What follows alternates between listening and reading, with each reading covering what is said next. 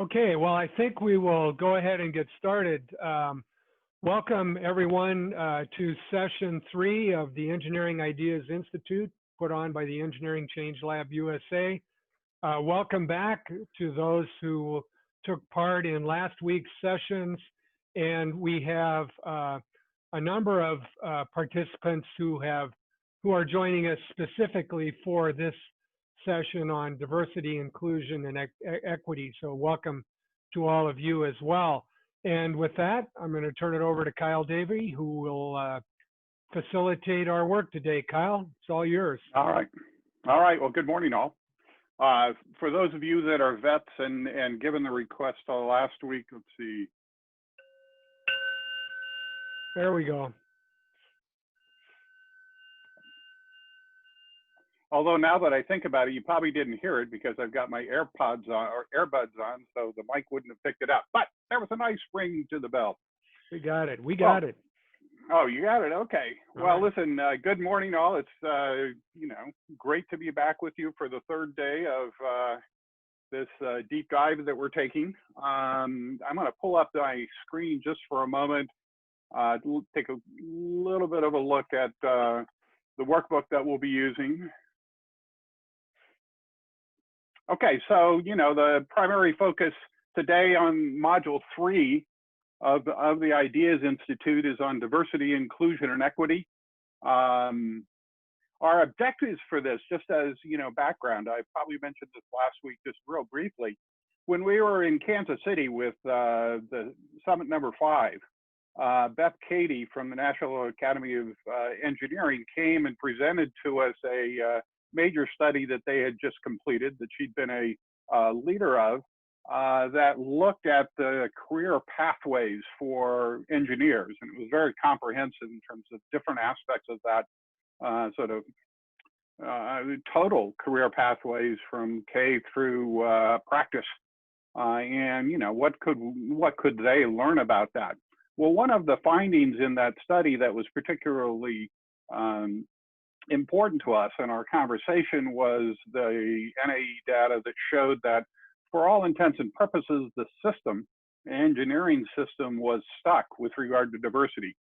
That in the year 2000, the percentage of graduating engineer or percentage of engineers graduating out of bachelor's programs was at around 90, for women was at around 19%. And then despite lots of determined efforts, and work that had been done by 2013, that percentage had basically not changed.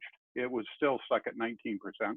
And later data that we got from NSPE confirmed that even by 2018, 2019, it was still sitting around 20%. And a similar dynamic with regard to underrepresented minorities. That the system is stuck, hasn't budged, despite those well-meaning efforts. And so what we decided was that we would use this session to do one of our deep dives and to at least take this half day to explore, using the benefits of the group Genius on Zoom here, what might be possible explanations for why the system is stuck, and are there potential leverage points that we could see that might help unstick the process. So that's the focus for today's work. At the same time we were preparing for this, of course, the George Floyd incident had happened, and the Black Lives protests and the learning around anti-racism, et cetera, became very present for us. So we wanted to make sure that we weaved some thinking about, what are we learning out of that, that experience that really our country and the world has had over the last couple of months that might inform our work, both with regard to this diversity, inclusion, equity piece, but also larger thinking with regard to the Engineering Change Lab. So we'll try and come back to that towards the end of the session. That really sets up our agenda, and it'll be similar to past the work that we did last week. We've got a set of provocations, and I'll introduce those folks to you as we move into those. After the provocations, we'll move into an exercise that we've designed to explore this stuckness, if you will. And then we will finish up with that thinking about those lessons from anti-racism and the Black Lives Matter movement that have unfolded in the last couple months. A reminder with regard to virtual ground rules, and this is particularly for people that might not have attended last week. For those of you that are aware, these are the same as what we were using last week. But in particular, you know, take advantage of the chat. That was really quite rich last week. Lots of good information and exchanges in the chat window that were going on. And Mike did a great job with his team there at Lamprey Nearson to be able to turn those around and get those out to everybody right away. And then as well, that we'll be using that dual screen with this Google Doc as our shared flip chart or whiteboard for the session. And finally, you know, the lunch, we'll have some short breaks, but really we're operating with a philosophy that's kind of lunch and learn time, and that people will probably, you know, any number of people might be having their lunch while on screen, participating in the exercise, etc. And with that, that's really the introduction. I'm going to switch back to the main screen and ask sort of to the fore, the first of the provocateurs that we have this morning. Rachel Atterbury is the Director of Operations at Diode Ventures, which is a infrastructure development arm, more of an entrepreneurial arm of Black & Veatch. She comes from a background with Black & Veatch and moved over to Diode in terms of where she works as Director of Operations. She's got a background in chemical engineering, work in various utility grade solar projects, other types of utility work prior to becoming Director of Operations at Diode. So with that, Rachel, I'm going to turn it over to you. And as I've mentioned to others, I'll about 5 minutes, you know, before the end of your talk in terms of the time designation, I'll give you a quick verbal heads up. All right, Rachel. Perfect. Well, thank you, Kyle. Can everyone hear me okay? Super. All right. Thanks, everybody. Well, thanks for that very generous introduction, Kyle. And I really appreciate being included in the Engineering Change Lab conversations today. Especially this session is, I think, really relevant to what we're seeing happening in the world today. So with that, let's jump right in. So my job during our short time together today is to provoke you to be a provocateur. So let's just start by acknowledging that there is a lot of craziness going on in the world today. We're looking at racial division, generational division, gender division, and everyone's favorite pastime, political division. I'm a little sick of it, to be honest with you. I don't know if anyone else is with me on that. It seems like there's a never-ending buffet of political hills to die on, and we get fed biased information every single day. If we buy into all of these half-truths, we find ourselves committing intellectual dishonesty. If we start believing our 255-character essays on what's fundamentally wrong with the world are full pictures of these extremely complicated issues, we can start estranging our family, friends, and coworkers, and maybe even worse, we're lying to ourselves. With all the hot button topics facing us today, I almost feel a little trite trying to provide you with the notion of unconscious bias, but I believe many of the major societal problems we're facing are the result of many small misconceptions, brain shortcuts, and lazy thinking about each other. Sometimes I'm embarrassed that we're even still talking about unconscious bias. But if we look at the history of bias in employment practices, for example, we remind ourselves that it's actually only been 56 years since the first National Employer Anti-Discrimination Law came into effect, Title VII of the 1964 Civil Rights Act. Title VII legally protects employees and potential employees from discrimination in hiring, firing, promotion, transfer, compensation, and training programs on the basis of race, color, religion, sex, or national origin. Following legislation protecting workers added age in 1967, pregnancy in 1978, and disabilities in 1990 to the list of protected categories. And then the Equal Pay Act, passed by Congress to eradicate differences in pay between women and men performing the same work, came into effect in, guess what year? You'd think it'd be later, but it was actually 1963. The Equal Pay Act came out a year before the 1964 Civil Rights Act. So we have a long but recent precedent of legislative leaders in the United States understanding the damaging effects of unequal employment treatment on individuals and the nation. But this only started within the lifetime of many of the folks listening to this talk right now. So let's talk about the concept of equality. There's a difference, I believe, between equality and equity. Equality says we all get the same thing, the same opportunity, the same access, and the same result. Equity says, if I put in 3 8-hour days of hard engineering work, I get paid X. But if you put in 6 8-hour days of hard engineering work, you get paid 2X, twice the compensation for twice the work. How these two concepts, equality and equity, are applied differs wildly. For example, in the 1960s, women constituted about 33%, 1/3 of the workforce. In 2019, just last year, women actually surpassed men just barely in the number of jobs held, comprising 50.04% of the workforce. So by equality standards, where everything is the same, the goal is achieved. The ratio of women to men in the workforce has virtually reached parity with the ratio of women to men in the US population. But by equity standards, more work needs to be done. The Equal Pay Act of 1963 intended to levelize pay received by a man and woman for equal work. But in 2019, there was still a pay gap of 18.4 cents.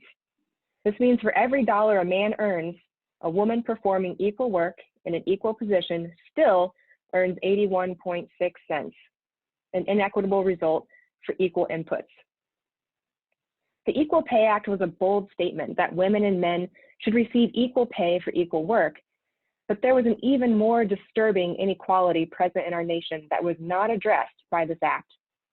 In 1962, the average Black family made $3,000 a year, while the average white family made nearly $6,000 a year.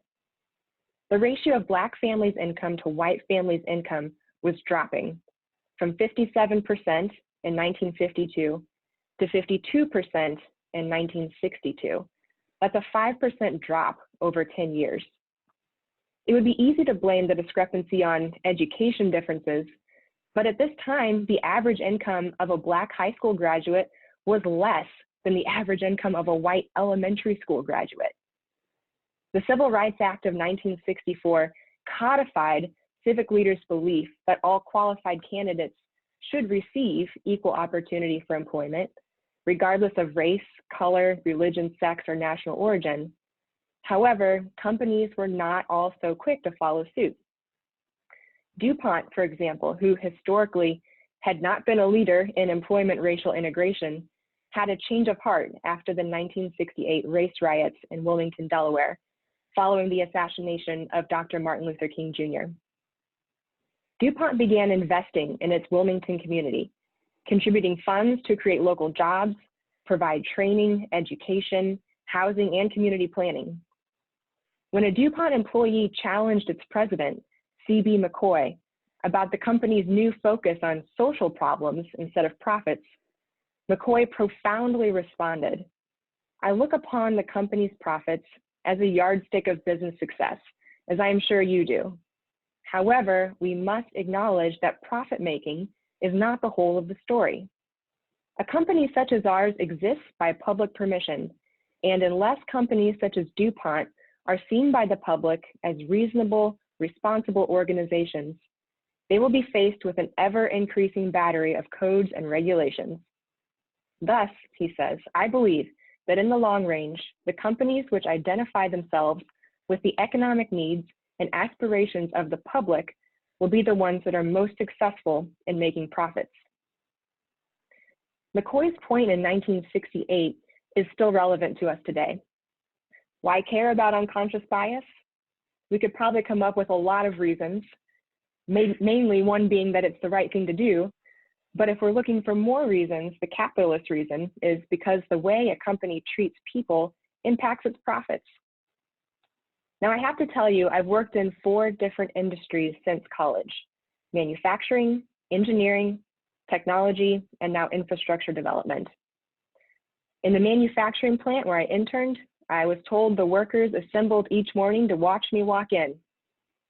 On one of the oil and gas projects I performed engineering work on, the owner of the project quietly asked for a male engineer to do the commissioning work instead of a female engineer because of the rough environment. In the technology industry, I heard rumors that I was being kept around as a pretty face, and I was spanked at a conference by a complete stranger. But I'm still here. I refuse to let the ignorance of others direct my life choices. And I encourage anyone listening today who has been discriminated against to keep redefining the world's idea of us.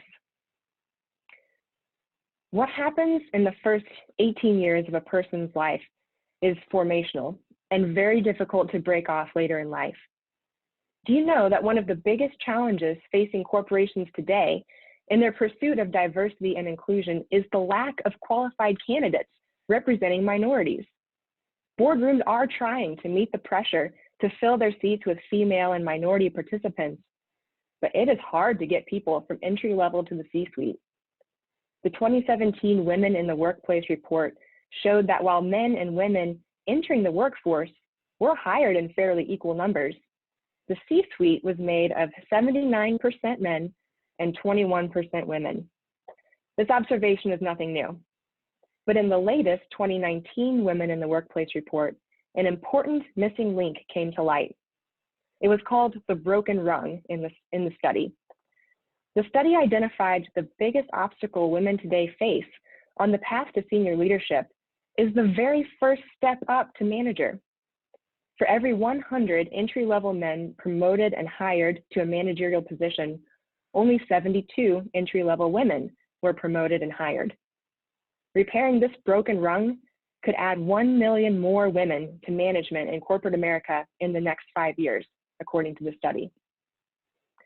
The same principle holds true for kids deciding to pursue a career in STEM or not. I reviewed the pre-reading materials for this conference, which included the Society of Women Engineers Fast Facts.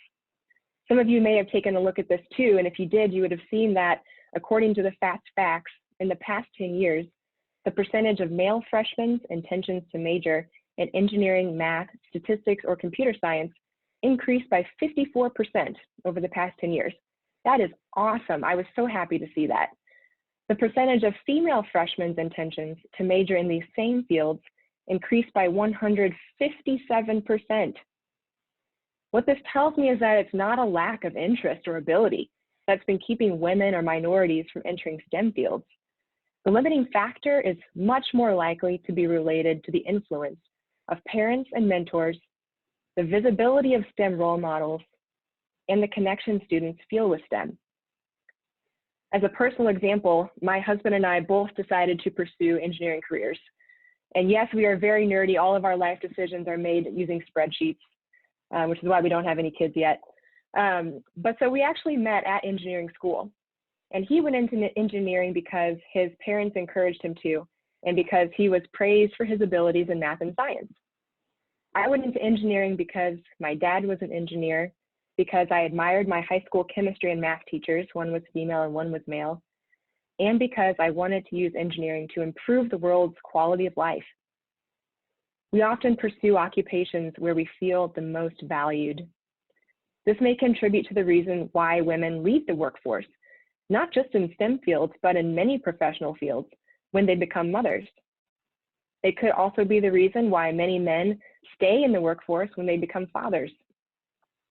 I want to challenge those gender roles and the associated parental leave policies to enable a dual career couple to have a child who's primarily cared for in its early days by either parent and who is financially supported until it leaves the home by either parent.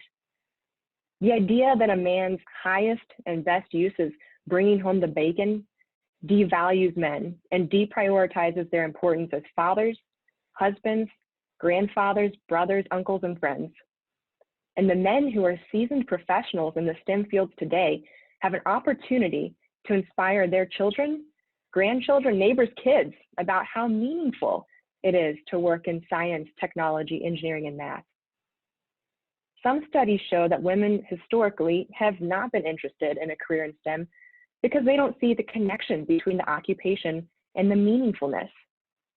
This insinuates that women are somehow more interested in the common good than men, which I also believe is a product of gender norms and relational isolation.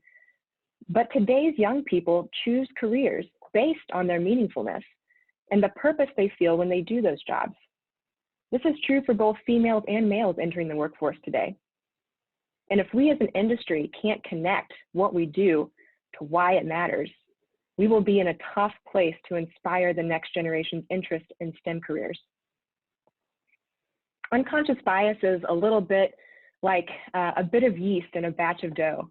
We can't always tell it's there, but it's always working in the background, and it makes a big difference in the end result. Most of us have a hard time really recognizing bias in ourselves, correcting it, or applying what we've learned to create a more equal and equitable world for others. And I'm quick to include myself in this category. These days, with enforced limited interaction with others, we find ourselves all too often in echo chambers of our own making.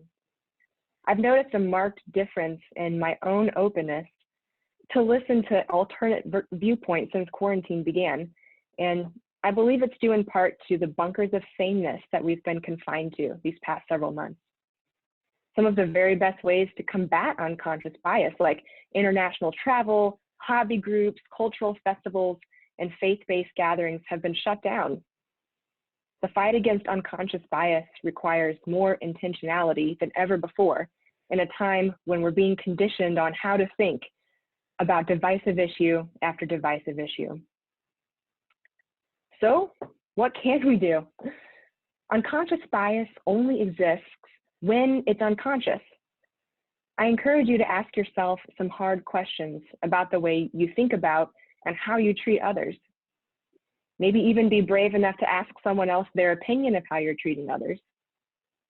For me, revealing and preventing unconscious bias is a series of intentional choices.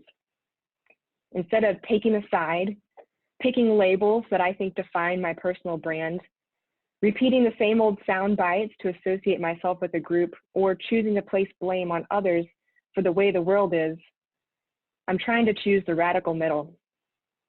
I'm choosing to admit ignorance. I'm choosing to start with love. I'm choosing to put relationships before politics. I'm choosing to do what Maya Angelou did when she said, "Do the best you can until you know better. Then when you know better, do better." I'm going to purposely refuse to be an angry voice demanding my rights, and instead, I want to demonstrate by example what it means to create a safe, equitable environment for those it is in my power to lift up. I want to choose to be a role model for the next generation, and I'd love to invite you to join me in that. Thank you very much. All right, thank you, Rachel. That's great. I particularly like that Maya Angelou quote, and that notion, when you know better, do better. I think that's a great lesson to take forward. I also wanted to just comment your observation that women's interest in math, science, and pursuing those as degrees, was much higher. One of the things they didn't say and came out in the Kansas City that was part of that sort of a realization that we had dealing with the brutal facts was that if you looked across the STEM categories, S, T, E, and M, actually the stuckness was only in one of those four categories. That great progress had been made with regard to women's participation in science, technology, and math. Those career paths were actually experiencing great growth, from a perspective of gender diversity and somewhat with regard to underrepresented minorities. It was particularly with regard to engineering, though, and most of the core engineering disciplines, with the exception of something like environmental engineering or biomedical engineering, the core engineering disciplines where there had been, virtually no progress. So thanks for bringing that up, and to just sort of, allow that to further enhance the picture of stuckness. All right, with that, thank you, Rachel. We're going to move on to Peggy Lane, our second provocateur. And Peggy comes to us from as a retired assistant provost for faculty development with Virginia Tech. Peggy has been, comes from a background of environmental water resources engineering. She was on the faculty there for quite a long time. She spent a year advising Senator Bob Graham in the Senate on water, wastewater, solid and hazardous waste policy issues. So she has that background as a Senate staffer. She has served as co-editor for the Society of Women Engineering, or Women Engineers Annual Review of Research, which Rachel just mentioned, which really is a marvelous document. Each year they survey that past research and the insights that come just by taking a view through the range of things that are being looked at by researchers at the university level is really, quite informative. So Nina has been doing great work with regard to that, written several books related to this topic. And so just really pleased to have Peggy with us this morning. And Peggy, I'll turn it over to you and let you pull up your slides. Hey, Peggy, just real quick, let me interject that if you'll note, I'm trying to capture key points in the Google Doc. And if something strikes you that you're hearing is really important, feel free to join in that process. Amy Squitieri and Cindy Cooper are demonstrating that. So thanks for helping with that. And again, chime in if you want in the doc. All right, thanks, Mike. Peggy. Okay. Well, thank you, Kyle and Mike. And I'm gonna use some slides today. And when I started putting this presentation together, it caused me to reflect that I've been doing variations of this presentation for 30 years now, which was kind of discouraging. But nevertheless, I was very happy to be invited to come share some of this information and reflection with you today, and hope that you all, with some more creative thinking, can help us to make some progress in this area. I actually thought about going back and trying to pull up some slides from some of those old presentations, but they predate PowerPoint and electronic media. So if they still exist, they're somewhere on transparency film and 35mm slides. So instead, I'm sharing with you this image of a report from the National Academy of Engineering from a workshop that I staffed in 2001, where we brought together representatives from industry, education, and professional societies to talk about diversity in engineering. Does that sound familiar to anybody? The executive summary of this report summarizes the business case for diversity and includes some recommendations for successful corporate diversity programs, such as you see here: high-level commitment, linked to business strategies, sustained effort, training, employee affinity groups, and outreach to education. And if you're interested in more, this report is available for free in electronic format from the National Academies, and I include a link to that at the end of my slides. But today I'm going to share with you a lot of statistics, which I'm going to try to run through fairly quickly so that we have time for discussion. But I will, of course, make the slides available, and Kyle and Mike can share them with you for further information if you're interested. And I want to preface my comments by saying that I am most familiar with the data and the research on women in engineering. And so that's what I'm going to primarily focus on. But I do want to recognize that African Americans, Asian Americans, Latinx, immigrants, gender nonconforming individuals face similar as well as different challenges, both in our society as a whole and in the engineering profession. So here's some apparent good news. You can see here number of bachelor's degrees earned by women in the United States going back into the 1950s, you can see that steep increase there from the mid-1970s to the mid-1980s. And I will reveal that I earned my bachelor's degree in engineering in 1980, when about 10% of engineering degrees were earned by women. And I certainly expected that steep increase in women's participation to continue into the present day, which of course you can see here it did not. And you can see that here over the last 10 years, there has been a steep increase in the number of women earning bachelor's degrees in engineering. And that is, before you get too excited about that, I'll go on to the next slide, which shows you the percent of engineering degrees earned by women during the same time frame. And this is really what I think Kyle has been referring to with respect to the fact that we are not making very much progress over the last 20 years. Since 2000, you can see there the blue line shows the percent of bachelor's degrees earned by women, and we had that steep increase up to about 20%, and then it's bounced around a little bit below 20, a little bit above 20. And while this slide ends in 2015, it's really about the same today. In fact, the latest data that we have from the American Society for Engineering Education from 2018 shows that women earned 21.9% of bachelor's degrees in engineering in that year. And ASEE does an amazing job of collecting this information and making it available in a timely fashion within about a year. This year they're running a little bit late, so the 2019 data should be available later this month. And I do want to point out, as Kyle mentioned, that the representation of women across engineering disciplines is not uniform. You can see in disciplines like environmental, biomedical, biological, and agricultural engineering, the percentage of women is fairly high. But when you look at the sort of traditional core disciplines of engineering, particularly mechanical and electrical, the percentage of women is much lower. Now, of course, mechanical is the largest discipline of engineering in terms of the numbers of degrees awarded. So when you look at numbers of women engineers, they're actually the highest number of women engineers is in mechanical engineering because that is the largest discipline. But the percentage of women in mechanical engineering is among the lowest. So I have a few slides that show some similar data with regard to ethnic minorities.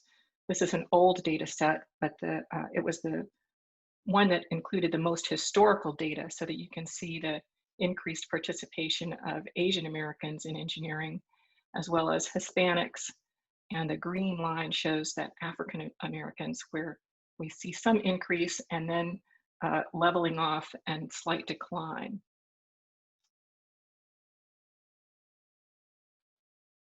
Here is the same information from the American Society for Engineering Education, where you can see the percent of engineering degrees by ethnicity over the last 20 years. So you can see the percentage of Caucasians is declining somewhat to correspond with increases in primarily Hispanic Americans earning engineering degrees. And you can see the blue line on the bottom is the African Americans, where we have not made very much progress.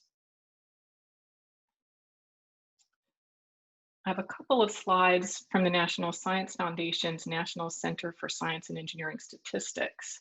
And this one shows bachelor's degrees earned by Hispanics as a percentage of the various STEM disciplines. So this also speaks to Kyle's comments that the distribution of participation across STEM disciplines varies.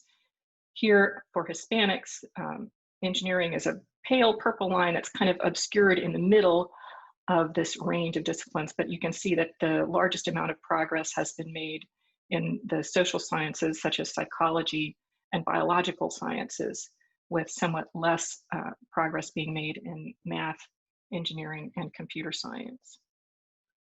And similar data for African Americans shows engineering there at the very bottom.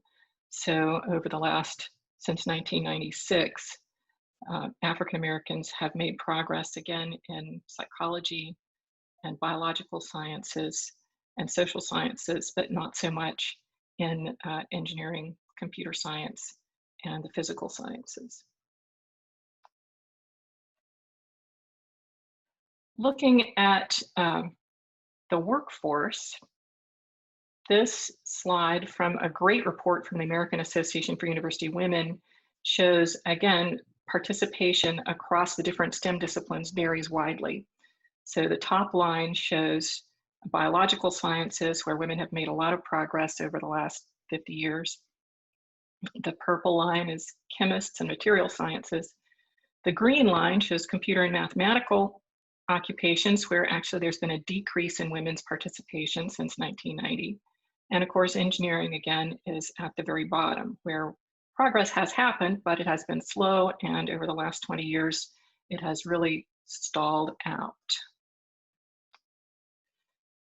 Similar data in a different format from 2015, the National Science Foundation puts out a report called Women, Minorities, and Persons with Disabilities in Science and Engineering. It used to be published every 2 years in paper format. Now the data is updated electronically on kind of a rolling cycle, but you can find all of this information online. And here again, just showing that women have varying rates of participation in occupations across the board, including the STEM occupations, with engineering remaining one of the lowest fields for women's participation. I really like this pie chart that shows the breakdown of the engineering workforce by both gender and ethnicity. But sadly, I've not been able to find updated data presented in this format. But here you can see both men and women broken down, disaggregated by ethnicity across the board. And even though this data is 10 years old, I have to say, I don't expect that it's changed very much. And here's the best slide that I could find from the National Science Foundation on underrepresented minorities in science and engineering. They've changed the way they present the data over the years. And this one is kind of confusing, but it shows both numbers and percent share of the various STEM disciplines, comparing 2003 and 2017. So in each pair of bars, the left-hand bar shows 2003, and the right-hand bar shows 2017. And the bars show the numbers, the thousands of individuals, and the pink dots show percentages. So here again, you can see percentage-wise for underrepresented minorities, which includes Blacks, Hispanics, and Native Americans, percentage-wise, they have the highest participation in psychology and social sciences, lower participation in life, physical, and computer sciences, and engineering. So while progress, again, has been made in some areas, it remains slow. So I'm going to take a few minutes to talk about the Society of Women Engineers Literature Review. We've been doing this for 20 years now and trying to compile information on particularly women in engineering from the various scientific disciplines. So one of the, I think, key contributions of the literature review is that it looks at not only psychology, but also social science, as well as engineering education and business, and looks across disciplines to try to see how different intellectual traditions are using different disciplinary lenses and theoretical frameworks to try to understand the underrepresentation of women in engineering. And here is the link where you can find online compilation of all of the literature reviews going back to 2001. So while the amount of scholarly work focusing on women in engineering has changed over the years, and some of the disciplinary approaches have evolved, the themes have really remained pretty constant, looking at interest in engineering as an education or career path for young people, a career choice, how do young women experience engineering education, and what happens to engineers in the workforce. There's new areas that have been emerging over recent years, which include looking at what we refer to as intersectionality. So that addresses how different aspects of identity, such as race, ethnicity, gender expression, and ability impact the experience of women engineers. So we need to keep in mind that, of course, neither men nor women are all alike. We all experience our education, our work experiences, and our lives as a composite of all these different aspects of our identities. So we're currently in the middle of reviewing the 2020 literature. So I'm going to highlight just a couple of studies that we found particularly interesting from the last 2 years. And this one is an area where we've seen progress over the last 20 years. So it used to be when I started giving these presentations, we would say that young women are less likely to take advanced math in high school and don't do as well as boys in math achievement tests at undergraduate, high school, and middle and elementary school levels. And this national study out of Stanford shows that that is no longer the case. Looking across the United States, there is no gender achievement gap in math in the average school district, which does not mean that every school district has no differences. There are differences related to socioeconomic status and other variabilities. But in general, girls have made a lot of progress in terms of their pre-college preparation for STEM careers. There's also been a lot of attention over the years to the observation that women tend to leave engineering programs at higher rates than men. And this most recent study presented at the American Society for Engineering Education 2 years ago indicated that that is not the case nationwide. That certainly, again, you'll find variations from institution to institution. But overall, we can say that today women are just as likely as men to persist and to graduate from engineering undergraduate institutions. This other study from North Carolina looked at high school students and identified 4 factors that contribute to women's interest or lack of interest in engineering. And they include academic preparation to a small degree, but more so beliefs about their academic ability, not their actual ability, but what students thought about their ability. What the researchers call pro-social orientation. That's what we refer to as wanting to help people in their careers, and family influence. And it was very interesting part of the study that compared opposite sex twins that showed that boys were more likely to choose engineering as a major than girls, indicating that social influences were a strong factor in that decision. Last year, there was an analysis of the National Science Foundation's data on science and engineering degree holders, specifically looking at the impact of parenthood on STEM careers. And their findings were that both men and women were likely to leave full-time employment in a STEM field after the birth of their first child, but women were more likely than men to make that choice. So we see that family formation still has a greater impact on women's careers than those of men. There's a lot less data on the experience of engineers in the workforce for a variety of reasons, but there's a research group at the University of Wisconsin-Milwaukee that did a groundbreaking report about 10 years ago where they surveyed graduates of women engineering graduates, whether or not they were still employed in engineering, and looked at questions about why do women engineers leave and why do women engineers stay. I'll give you a reference to that original report as well as these subsequent reports at the end of my slides. But this paper that came out in 2018 looked specifically at why women stay in engineering jobs, and it looked at the impact of families and work-family conflict on whether or not women plan to stay in their current job and in the engineering field as a whole. And what they found was that family interference with work did make it more likely for respondents to plan to leave their current employer and for them to show less commitment to engineering as a profession, with the caveat that if the women saw that their employers were supportive of their family and work responsibilities, they were more committed to the profession and less likely to leave. So where women perceived that their employers had their backs, they had strong work-family policies and a supportive culture so that employees were able to take advantage of those work-life policies without fear of retribution or career slowdowns, then women actually had higher commitments to engineering as a profession and to their particular employer. So are we stuck? You can see from the data, I think, that while we've made some progress, that progress has been pretty slow. There have been 40 years of programs at the National Science Foundation focusing on increasing participation of women and underrepresented minorities in the STEM workforce as a result of the Science and Engineering Equal Opportunity Act of 1980. And you can see, despite all of that federal investment, as well as activities from engineering societies and employers, progress is still struggling.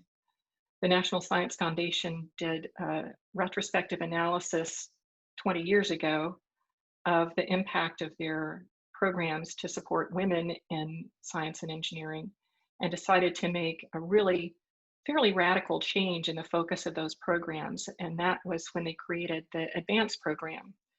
I served as the director of the ADVANCE program at Virginia Tech for 10 years.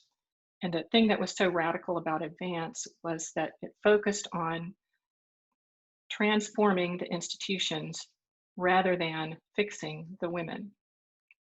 So I'm going to close with this study, which was a recent analysis for the journal Engineering Studies, which is a social science journal that looks at engineering as a subject of study.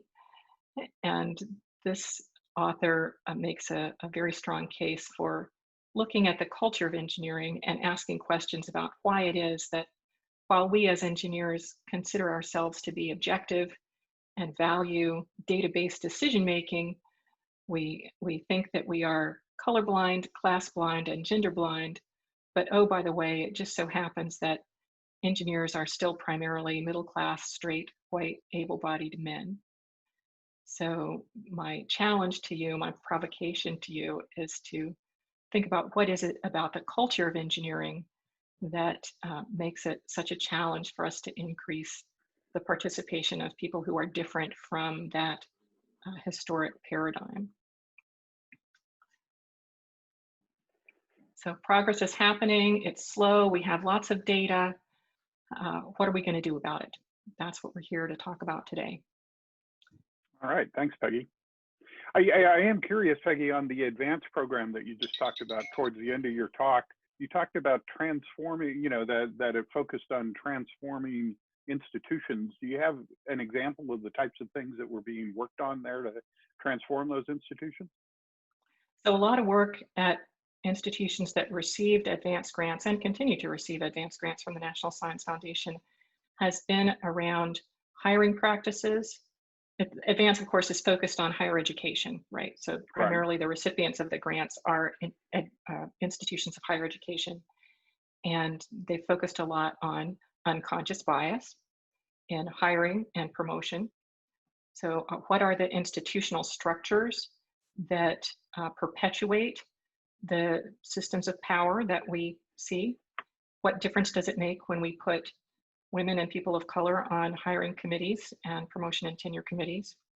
And then, of course, what impact does it have on those women and people of color who are forced to spend their time working on these diversity initiatives rather than pursuing their academic research activities for which they will get promoted? And also on work-family policies in higher education, and what are the things that employers can do to help all faculty to be successful. So I moved from my role as director of the ADVANCE program to assistant provost for faculty development to continue many of those programs, which were applied to men as well as women, but were efforts to ensure, or at least attempt to create a level playing field for faculty members trying to succeed in academic careers. All right, thanks, Peggy. So we've got just a moment or two before we're going to take a short break before our third provocateur. But we've got a moment or two if anybody had a question for either Rachel or Peggy, or a thought from your perspective that was triggered by their talks. Stu has his hand up, Kyle. Yeah, Who does? Stu, go ahead, Yeah. Stu. Yeah, this is Stu Wallish. I have a question for you, Peggy. I read your literature review, found it very useful. And it includes a table that lists about 90 women who are deans or directors of engineering in the United States. and essentially all of them have PhDs. I've been in academia, I understand that. But less than 10% are licensed engineers, at least based on the information in the table.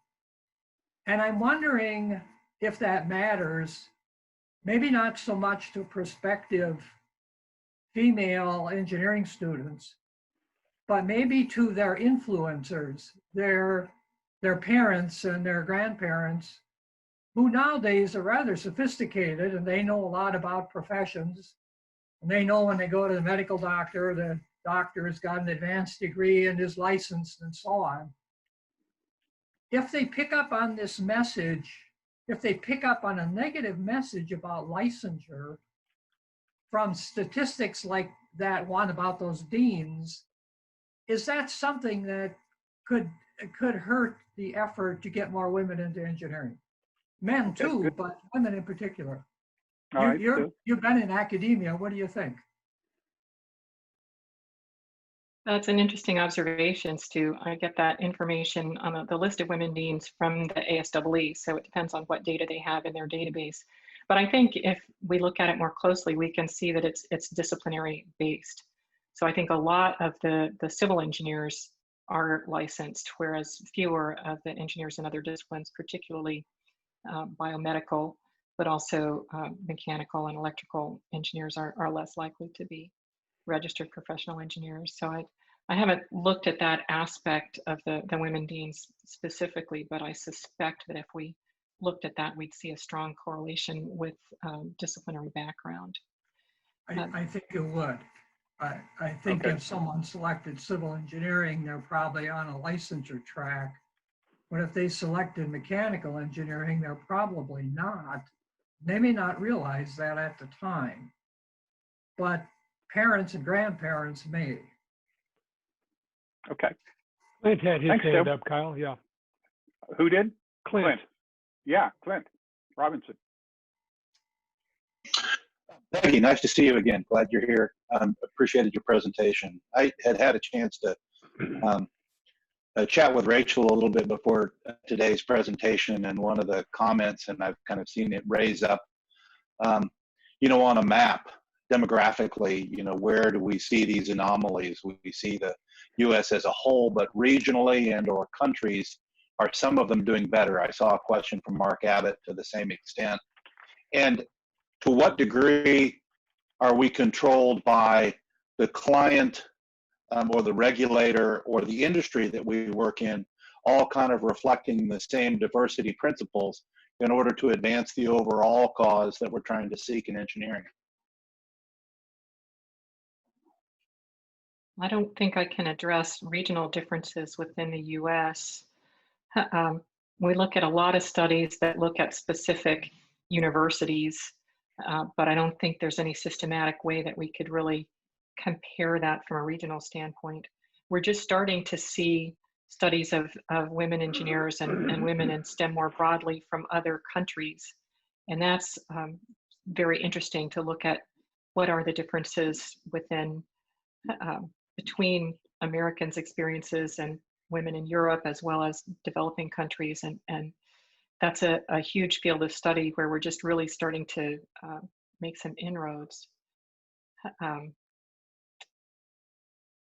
There was another part of that question. What was the last part? And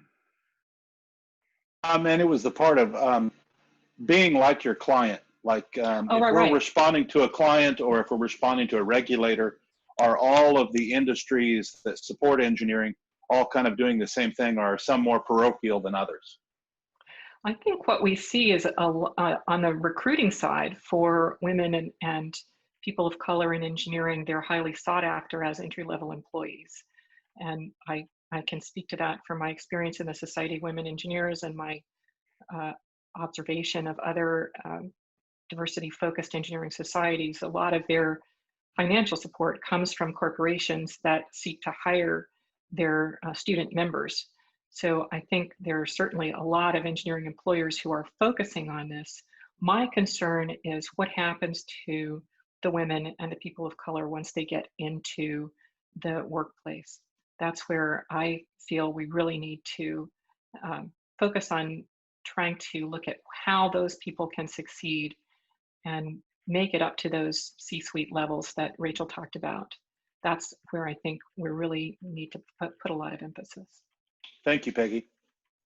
I think that broken rung, observation that Rachel made is really an interesting one in terms of where, part of the difficulty we face is finding those leverage points, and they may not be the obvious ones. You think C-suite and you're thinking, oh, glass ceiling or whatever, but in fact, where's that real leverage point might be that broken rung in terms of the next step up. All right, I tell you what, great questions. Appreciate that. Nice start in terms of those two provocations. We're going to take a 5-minute break, a Zoom break here, and come back for our third provocation, Rosa Sheng. And so, if you will, it is about 8:58 on my clock here. So let's reconvene. I'm on Pacific, so let's call it 10:58 Central. Let's reconvene then at 11:05, please. Thank you. Yeah, I see that. I'm not so All great. right, Not so great stories. So. well, okay. Well, let's go ahead and proceed. One of the things that I think has been really useful for the Change Lab, for the Engineering Change Lab, is in our summits to take advantage of good work that's being done, or good work, or different perspectives, that work either being done or perspectives that come from adjacent professions, so that we can learn as engineers from others. And we had a great example of that in Houston in our summit there, in our work on climate change. We invited Corey Squire to come in and talk to us about the climate change resolution that the American Institute of Architects had just passed, and work coming out of their Committee on the Environment, and other work that they were doing there, which I think was really, a wonderful spur for our thinking about what the engineering community could be doing to advance the contribution that engineers make toward dealing with climate change. Well, we wanted to do a similar thing with regard to this topic, and invited Rosa Sheng to join us to make that contribution. Rosa, has been doing just absolutely fabulous work, which, although a longer career, but the milestone happened when she was the founder of a group within the San Francisco chapter of the AIA that eventually expanded to be a national effort that was looking at this question of diversity, equity, inclusion inside the architectural profession. And it eventually came to be known as Equity by Design. So she was the founding chair of that effort. Lots of other people involved, but great work to sort of help get that started from a leadership perspective. She is a principal with the Smith Group, and is their Equity, Diversion, and Inclusion Director. She's also the higher education studio leader with the company.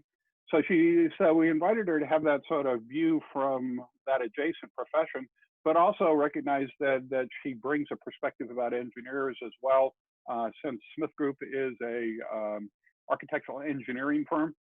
So she gets both the challenge and the pleasure of hanging out with engineers within her organization as well, and of course in the building process, dealing with those important collaborators in terms of doing that work. So in any event, just really pleased to have Rosa with us to share her observations growing out of her great work with regard to this topic. So Rosa, I'll turn it over to you. Thank you so much, Kyle. It's great to be here with all of you. Also, quick shout out to Lori Dreyer, who is a conspirator collaborator since the foundings of Equity by Design. So great thank you to her, and a referral to this group and this conference. I wanted to start by just saying that with the provocateurs that we have today, we have a lot of common themes, and we're going to be riffing off of those themes. So what Rachel started with in talking about the differences between equality, equity, and most recently, the addition of justice. There's a lot to unpack in terms of understanding the questions that we have about not only the lack of representation, but a lot of the challenges and barriers, if you will, that a lot of us are mutually facing, I think, if not more than ever, with the pandemic, economic uncertainty, and climate futures at risk. So before we get into the deep and heavy, I'm going to just start out with a little bit of background on myself and why I chose to become an architect at the ripe old age of 11. I had grown up in suburban New Jersey and had thought that architecture was about tract homes and malls of America until I went to go visit my grandfather and grandmother in China. And they took me to all these great places, the Forbidden City, the Great Wall. And they explained to me that architecture isn't just about the walls and, you know, the materials, et cetera, but it's actually a representation, a time capsule of that civilization. And that was profound impact. And I had this kind of aha moment that I wanted to be part of that profound impact of creating and designing the time capsule for our civilization. And so that started a trajectory of a career, you know, in studying and going through architecture school. I had told my uncles that I wanted to be an architect, and they laughed at me. And I was, rather than being discouraged, I was like one of those indignant children who would say, no, no way, I'm going to do it anyway because you told me I couldn't do it. And so graduated from architecture school and had an amazing career. I worked on projects not only with Steve Jobs and the Apple stores, Pixar Animation Studios, but I also had this great opportunity and awareness of women in leadership in architecture. And one of the projects was this at Mills College, an all-women's college in Oakland, California, where they were noticing that there was a lack of women in the C-suite, and they promptly commissioned a program to promote women MBAs, but also socially responsible business on top of that. And they commissioned this school and they fundraised to create this environment that would support women. And so for the project team, they solicited that all the project teams needed to have women in leadership roles. So our firm was chosen, Boland Swinsky Jackson at the time, because of their support of me in this leadership role on this project. But not only that, we had women leading structural engineering, women leading mechanical, electrical, plumbing, women in a superintendent position for the contractors. So it was an aha moment for me in showing me that we can create the opportunities to have women not only lead in the construction of buildings, but supporting programs about women leading our society at large. And that program is still thriving today. It supports not only women, but women of color, but also people of color in an education of an MBA that is grounded on social responsible business. And fast forward to 2020, one of my current projects, which is a great inspiration, is actually the College of Science and Engineering at SF State. And so that's in the Bay Area. And again, their mission, while it is to provide a science education, it is also spearheading the lack of representation of not only women, but people of color in the engineering field. And so they've recognized a lot of the things that were touched upon already today in terms of what prevents people from degree attainment, but also getting to the careers and jobs and the licensure, as you've talked about previously. Stereotype threat being a huge challenge, but also basic needs insecurity, you know, the financial aspects of it. And the solutions we're working with them on in the actual architecture of the building, but student-based resources, mentoring opportunities, creating physical space where they can build learning communities, which is another key aspect of persistence in degree attainment and forging on in their career paths. So expanding upon getting into more of the deep dive in the data, Kyle mentioned that Equity by Design was founded as this organizational movement away from equality towards equity, and now adding justice to our missions goals, is to tackle the challenges that we're facing in the world, but grounded in our AEC professions. And so when we take a broad 30,000 foot view out, you know, we are living the kind of issues that I've highlighted here 5 years ago, but at a more exponential rate. So not only is our population diversifying, and that's creating unrest and uneasiness because of the powers, historic powers of that we're grappling with in terms of white supremacy and issues against historic racism in this country, that we're forced to face that as a reality in terms of the pandemic, and also climate uncertainty in terms of the lack of diminishing resources, affordable resources, including housing, healthcare, and education. And this information is not new, but again, just a graphic reminder that while people might believe that the diversification of our population is a threat, we'd like to pose it as an opportunity. We think that the idea of diverse thinking, but also represented by diverse cultures and lived experiences, will add to our solution making, a quicker solution making of the challenges that we face as a society as a whole. But yet, when we look at the data, women in this particular lens that we had collected, architects and engineers are one of the lowest representations if we look at the lens of gender. And then when we dove a little deeper in our kind of initial studies, we looked at architects, engineers, and contractors as well. And again, the numbers are pretty scarce. And we started to ask ourselves, why is this?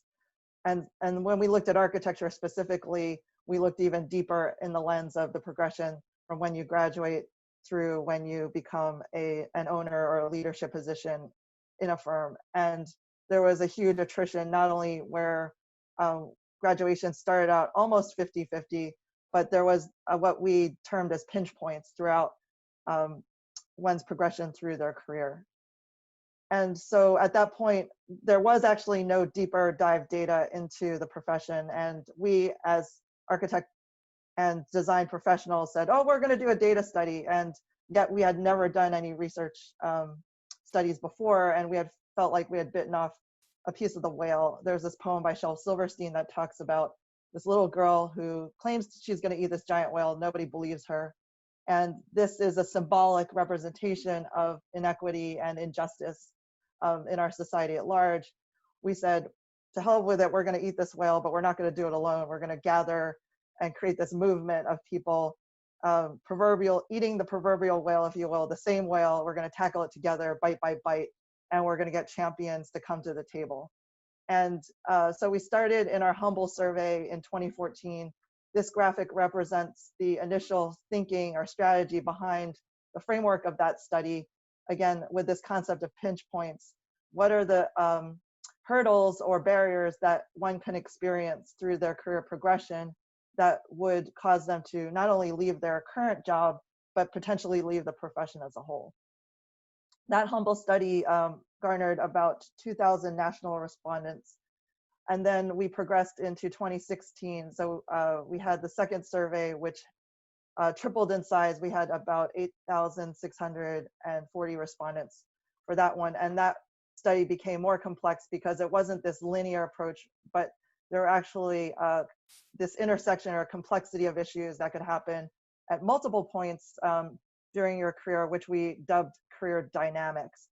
And I apologize ahead of time for going too quickly, but all this research is online, and we will provide the link to the resources so that you could do a deeper dive in reading the reports that we've created and the videos revealing more of the intricacies of the study.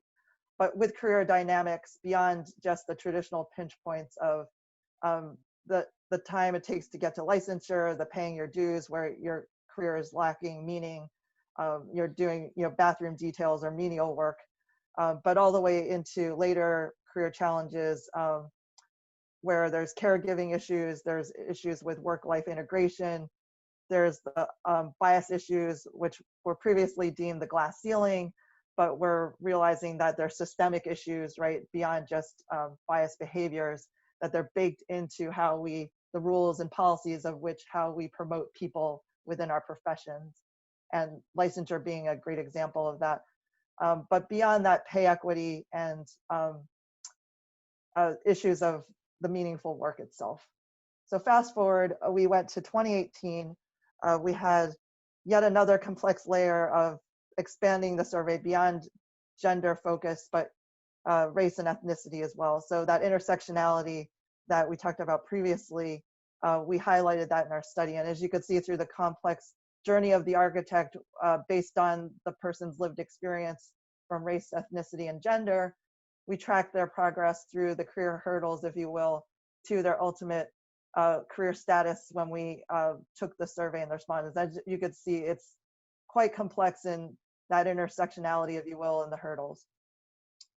Incidentally, we had 14,000 respondents internationally to take that survey. So there's quite a bit of rich data in there, and I'm not going to get through all this slides today. There's actually a half-hour presentation on that findings alone, but I'm going to highlight some things quickly. And notably, when we parse out the intersectionality of race and gender, we are confirming that the lack of representation that has been previously reported in the architecture profession.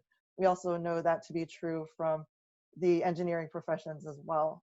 But the deeper dive is the why. So in the study, and you will be able to unpack this, is the series of whys that we've called the pinch points. But one of the most startling ones that we showed as this aha moment was the accessibility or the cost of getting to an architecture profession in this case, but I'm sure it's the same for engineering. We know higher education over the years the cost of it has risen exponentially, but we see here in the proof in terms of acquired debt over time. So Black and male and female architects acquiring the most financial debt for an architectural education versus their other peers in the profession. And when we looked at the corollary of salaries of the survey respondents, we found that Black men and women were the least paid, the lowest salary seekers, regardless of the fact that they just came out of school in the profession, et cetera. So that is a huge deterrent in terms of social mobility. In if they are investing a lot of money in their careers, what is the return on investment for these families that are desperately seeking to create a better life for themselves? But representation does matter, and it's something that goes beyond the numbers themselves of the people in the room, because it reflects on the people that create the architecture and the built environments and the problem solving that ultimately misses the mark when we don't have that thought, that lived experience, and that reference in the room when we're trying to problem solve. We're not solving for the whole problem. And so we'll be talking about how we address that towards the end, but just going back to the study again, when we looked at pay equity, we noticed that the largest pay gap was for design principles, and that actually links to a study on creativity bias that we found from Duke University, the Fuqua School of Business, where they actually simulated a portfolio of architects, created totally fabricated, but design drawings and sketches and concepts, ideas, the resume. One control group was given the portfolio identified as a male. The other control group was given the identified resume and portfolio as a female. Both men and women chose the male as the more creative of the two portfolios. And this is compounded by the fact that with technology and search engines and logarithms such as Google, that when you type in famous architect, this was done 4 years ago, and you're probably going to get a different outcome today, but the bias is built into our systems. And so this algorithm produced famous architects, and we only have a singular woman of color, Zaha Hadid, who has unfortunately passed away, as that representation. So when we do searches and in our education system, when we only historically represent white and male role models, there is again the stereotype threat and the lack of seeing the possibility of those that could be you in the future is a major deterrent within the profession. Another aspect of retaining those that are interested or that do make it through into the profession, we did a kind of test and asking what keeps you in the career. So which of the following things are the drivers in retention? And a lot of the architects had responded in this kind of web, if you will, of potential answers that range in social focus to growth and self-exploration, expansion to protection and anxiety avoidance. We found that the personal focus, we found that architects tend to be on the growth, self-expansion, personal focus as the drivers, the main drivers of which they stay in the profession. So stimulation through problem solving, curiosity, and social justice, and the betterment of life in general for everyone are the drivers of the respondent pool. The other metrics for success are these three columns that we bracketed: the culture and relationships, engagement and impact, and then work life. Each of these buckets has an influencer on how people viewed their success in their career and their likelihood of retention in their career. And so being treated fairly, but also having meaningful work and satisfaction, but also having the time to balance that with their personal life and the quality of that personal life, if you will, are the kind of key ingredients that we've been tracking and monitoring on the professional practice side after seeing the survey results. So I'm going to shift gears to our activism portion. So Equity by Design not only did research, but we conducted symposiums and think tanks towards not only identifying what the barriers were, but think tanking how we solve those problems.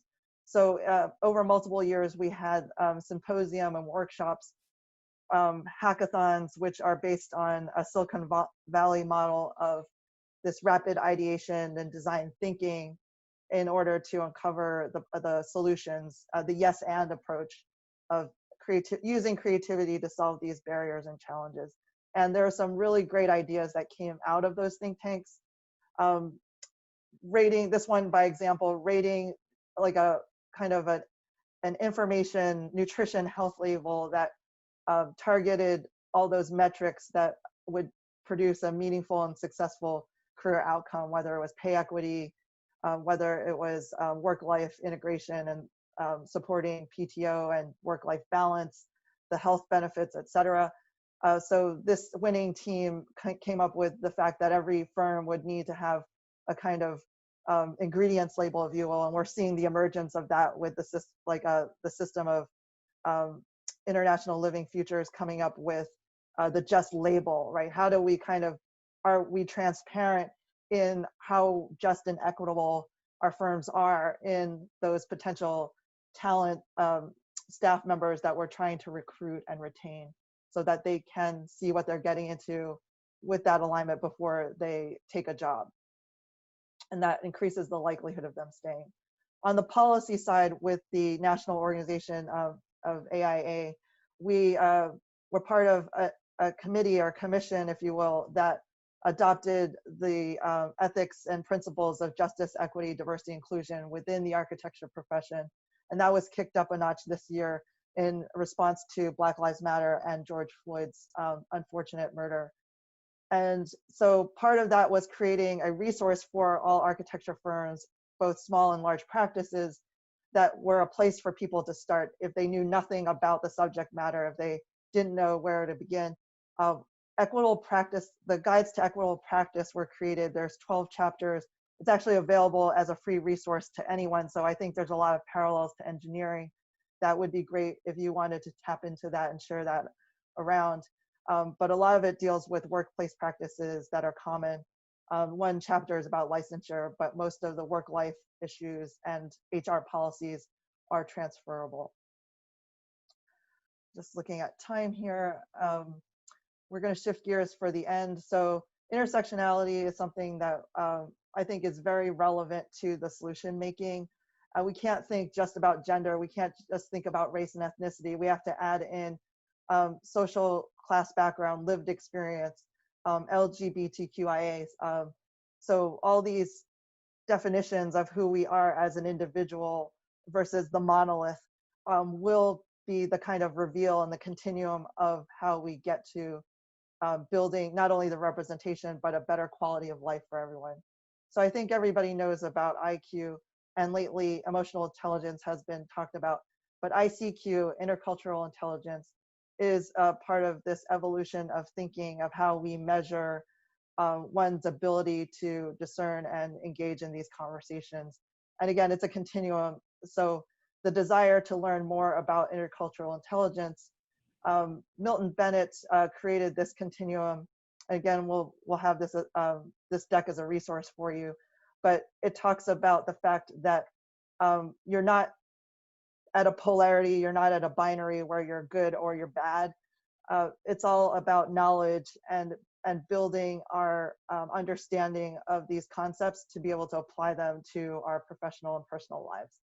So going from the one side of the extreme of denial that there is no difference in either culture or gender or any other differentiating bias, to all the way through integration, where we really not only understand what the root cause and the problems are, but we're actively disrupting and mitigating. And that will be part of a discussion, I think, later this afternoon on anti-racism as an evolution of the conversation of justice and equity.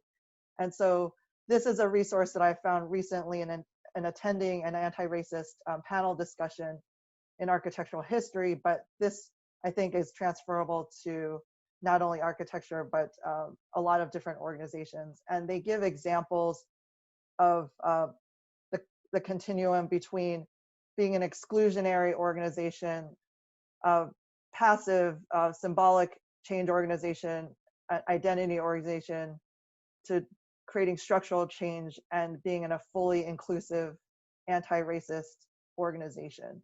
And they give indicators of how you can measure yourself over the course of your progression towards getting to this part of the continuum.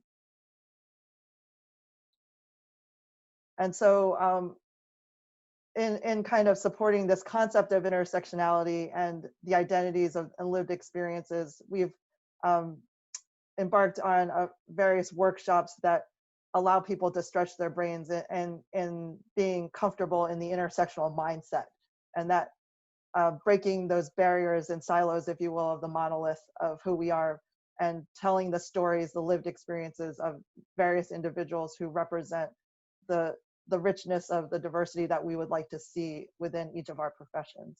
And so that has been an interesting conversation about where you come from, not only your race and gender, but your social upbringing, your economic positioning over time, any kind of other hurdles or mental wellness, physical barriers that have been in your way. And then I'm going to rapidly move through these last couple of slides, but again, these are all food for thought and conversation. So we asked ourselves a difficult question in the last couple of years: does design perpetuate injustice? Does the work that we do without the knowledge and the thinking about what racism causes further harms or perpetuates those systems? And the answer is yes. In this Design Justice Summit that was run by Brian C. Lee, Colocate Design in New Orleans, he is constantly trying to shed the light. So I'm going to show you a few slides that kind of start to shed the light on the systems of injustice that, again, in an intersectional level, compound our current challenges. So with health and wellness in our current COVID pandemic, we know the information that those of the underrepresented populations, Black, Native, Indigenous Americans, as well as Hispanics and Latinx populations, are bearing the brunt of COVID cases and COVID deaths. That we can't ignore is related to their likely professions, which are in the essential worker professions that must be in contact with the general population, compounded with economic disparity and basic needs insecurity, where they're being housed with multiple people and they're not able to self-isolate. There's the issue of not only that, but looking at the history of redlining and where people live, that compounding and transcribing to not only social disparity or economic disparity, but health disparity in terms of the air that you breathe, within a certain area code affecting your potential lifespan. This example here is from New Orleans, and you could see that between somebody living 80 years to somebody living 55 years is not a huge distance apart, but based on, again, the history of redlining and the healthy versus the non-healthy zones of how we pollute the environment. In terms of equity for mothers, and when we talk about the barriers to career progression and advancement, we lack the dignity of appreciating the issues that mothers face, not only in feeding their children, but also accessibility.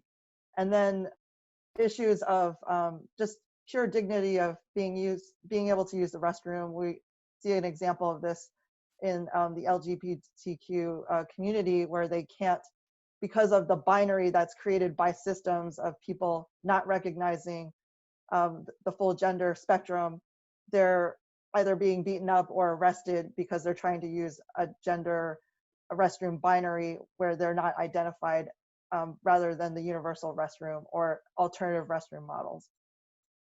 For accessibility, again, we are not 100% mindful of, we use stairs, but we're not 100% mindful of the fact that there are people in the environment that have physical limitations.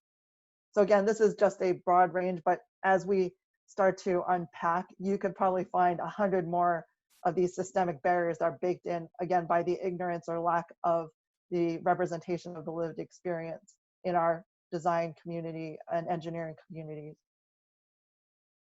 And so 2 closing slides, and apologies if I've run over, but we can't just create the container, if you will. We have to think about who is being contained in the container.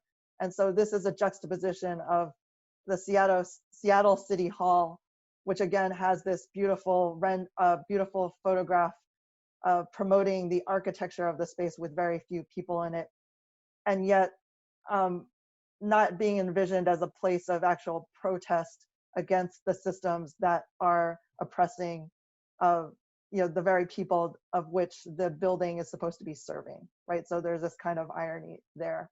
And last but not least, we need to come up with, in order to unpack these systems, we need to come up with definitions, and in establishing that continuum of progressing and come to a common understanding of what these definitions are. And so I hope this is a good catalyst for our discourse today going forward, but also in that discourse, the actions and the activism and the think tank exploration itself. Thank you. Thank you, Rosa. I particularly like that notion of the continuum of, how you evolve the approach going, that you've illustrated there a couple different times in terms of going forward. I will note to people, the website for Equity by Design is an incredibly rich resource, having worked through that. So I would encourage people to take advantage of that, as well as the resources provided on the slides. Rosa's got to take off. She was Yes, gracious enough to sort of get us, make it possible that we could hear from her this morning, but we also need to acknowledge that she had another conflict that had come up. yes. So I'm not going to detain her more than that, but just express really great appreciation, Rosa, for you taking, this opportunity to bring that view from, as I say, the adjacent professional community of architects, so closely aligned to engineering, and the great learning that, we're able to do by following the story that you have been part of there. Thank you. So, and this is just the beginning. There's going to be many more discussions to come, but glad that you're all in the room. And I will try to jump back for the anti-racism discussion later on. So thank you. Okay, thanks, Rosa. All right, with that, if you can reestablish the screen. Yes. All right, thanks. Okay, again, just open it up for any thoughts, comments before we move into our exercise. Things that things that were provoked.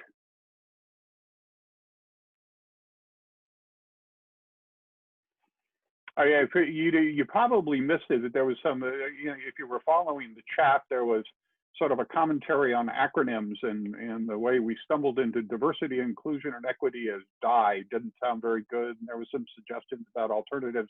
The one that actually has emerged out of the diversity, out of the equity by design, when they added justice to it is, and Rosa said it very quickly, was JEDI, which was the justice, equity, diversity, and inclusion. And so they've got the, the JEDI movement, which just another possibility out there.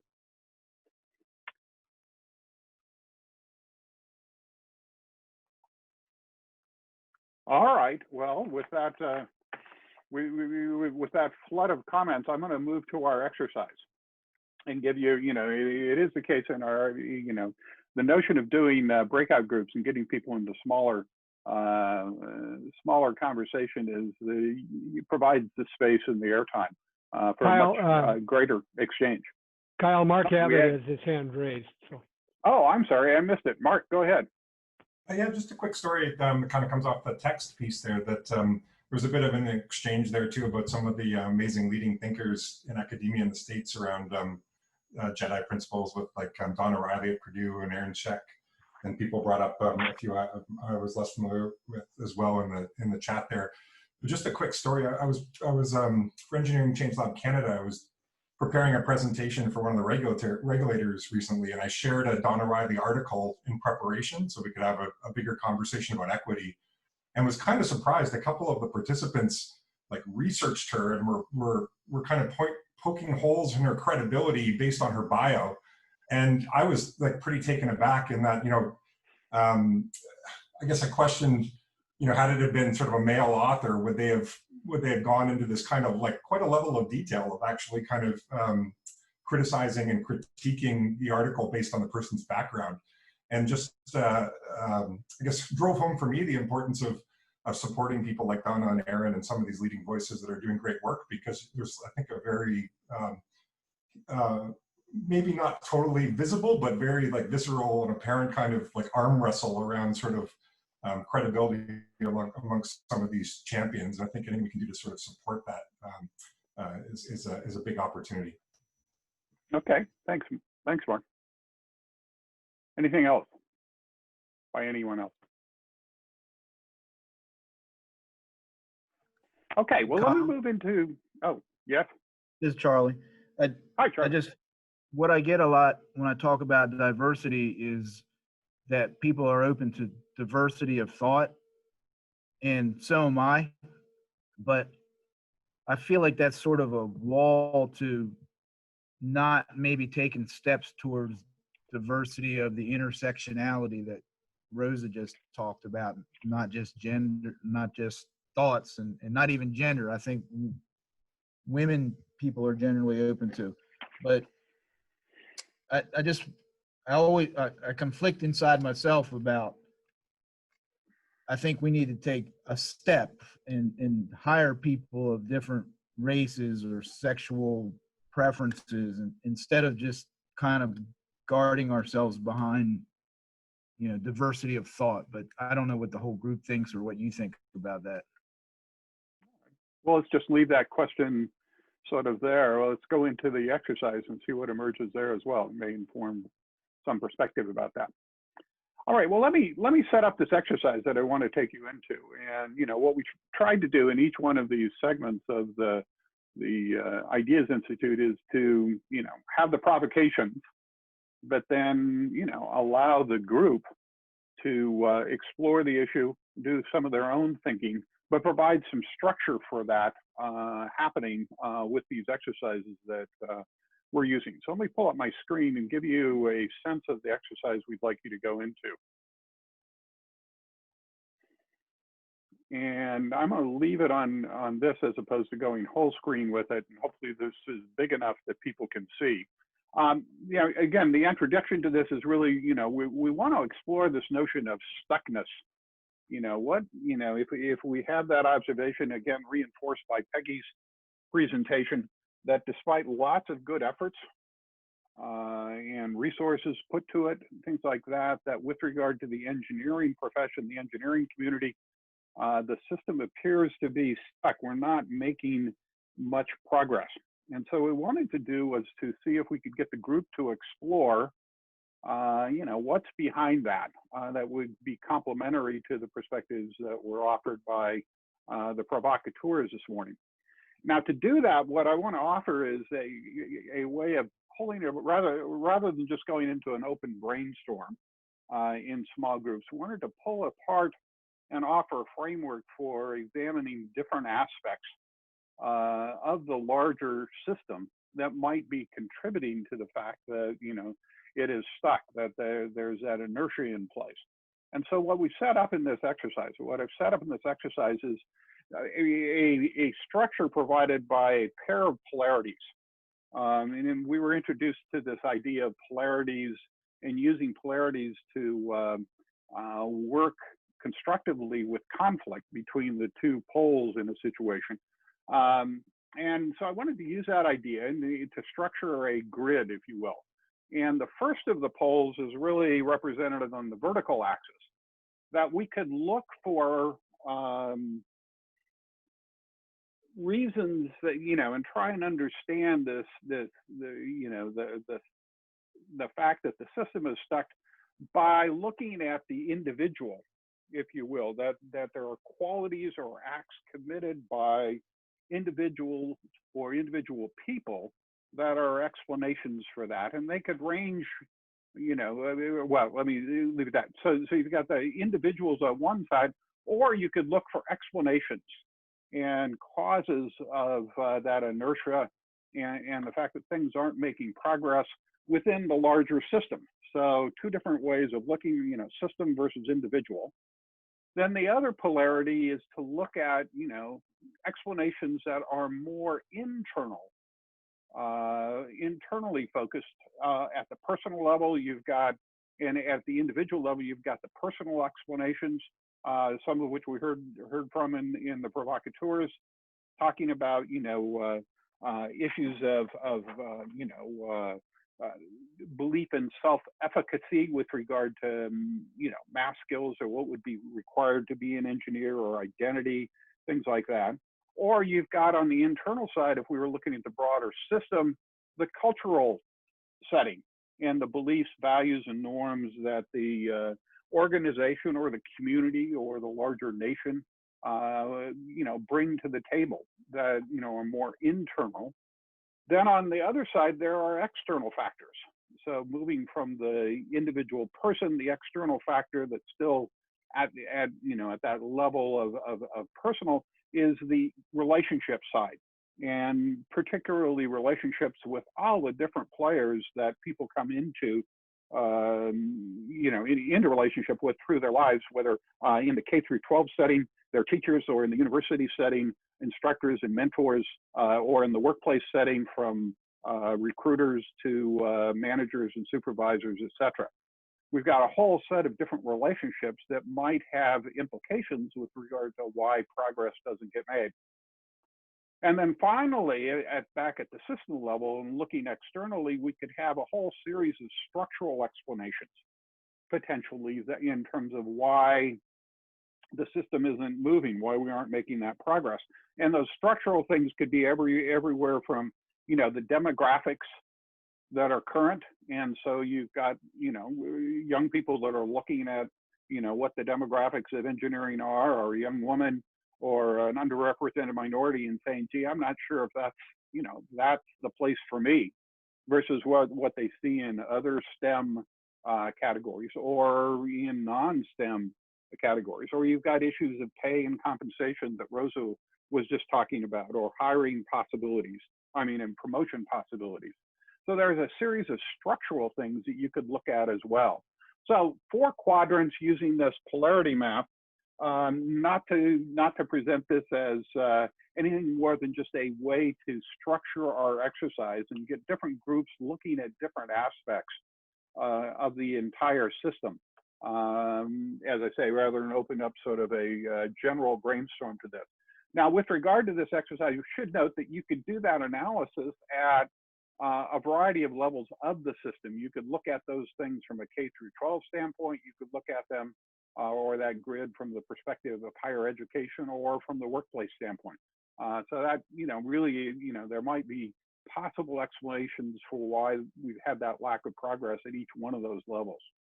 So what we're going to ask you to do, or we're going to divide you into small groups and ask you to have a conversation exploring possible explanations for why the system is stuck within assigned quadrants. So we'll assign one of these quadrants to each one of the breakout groups.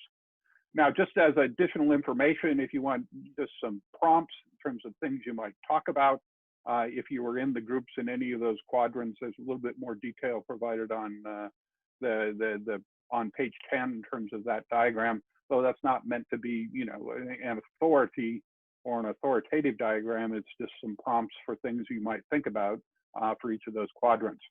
So the exercise instructions, similar to what we did last week when you move into your breakout group, quick personal introductions, note which of the quadrants you'll have been assigned. And I would note for each of the quadrants down below, you can see they're assigned a particular quadrant. So in this case, group 1 will be working at the personal level. So assignment to that personal quadrant. And then designate those small group roles: discussion leader, recorder in the Google Docs, and a presenter. Then we'd like you to go into two parts of the conversation that has two pieces. In step 2, more of a conversation about what do you see that might be causing that friction or inertia, or Rose's word, the pinch points that are there. And then move into step 3, which is more opportunities for changing it, unsticking it, leverage points that you might see, or other best practices. You certainly heard best practices from each of our provocateurs this morning, but other things that you see that you might put on the table in terms of possibilities for unsticking the system. And then spend a few minutes at the end of your time limit to summarize and get ready to make your report out to the whole group. So total inside your small group, you're going to have about 40 minutes in terms of the exercise. Now, one last thing here, I think that, one of the readings, there were a couple of books that were listed that are out being sort of reviewed and thought about fairly broadly coming out of the Black Lives Matter movement. But there's a book called White Fragility. And in that book, the author sort of talks about, the difficulty sometimes that we have in engaging in conversations about diversity, inclusion, equity, and those topics. And just to ease that burden with regard to our work here, I wanted to offer just some ground rules for you to have in mind as you do this. And they're consistent with the ground rules that we operate overall with in the Change Lab. But one, just recognize our aspirations here in doing this work in this deep dive that we're part of is to create and maintain a safe space, that we're about inquiry, not advocacy, that the purpose, our aspiration here is exploration and learning, not reaching a conclusion or making a decision. And that in many ways, we're about raising possibilities, not being certain. And that guidelines, and these come out of work on dialogue by other people and constructive conversations. As you have this conversation, be willing to suspend your views. Now, that doesn't mean to suspend them in terms of leaving them aside, but it means suspend to offer your assumption or your view or your thing that you're certain about up for examination, as if you were suspending it in the middle of the room for both yourself but everyone else to see and to examine. Listen carefully and respectfully, ask great questions, assume a positive intent, and included in that is resist the temptation to jump to judgment. Ask for clarifications if you're unsure about what's being said, that classic, help me understand. And speak truthfully only for yourself, build on what others have said, seek to expand the inquiry, and to explore disagreements constructively. So just to offer you those basic ground rules. If we were in person, had more time, we could solicit others from you. I know, most of us have great experience with this, but we need to bring our best thinking about ground rules for these types of conversations to the table.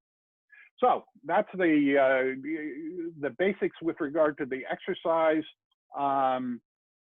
and where we're going to go here. What we are going to do is take a short break while we both move in and out of the exercise. So we'll take about, I think at this point, we're going to use about 5 minutes to get into the exercise. That'll just allow everybody to make their way to the room that they're going to be part of, refill a coffee cup or whatever else you need to do. So that's 5 minutes there. We'll have 40 minutes in the exercise and then another 5 minutes to come back from the exercise. So we'll be back together in person in 50 minutes. Myself, the other provocateurs, if they wish, Mike will be able to jump back and forth between the groups. We'll have 8 breakout groups. Each of the groups will be assigned one of those quadrants to work with them. Any quick clarifications or questions that are needed before we send you off to your breakout groups?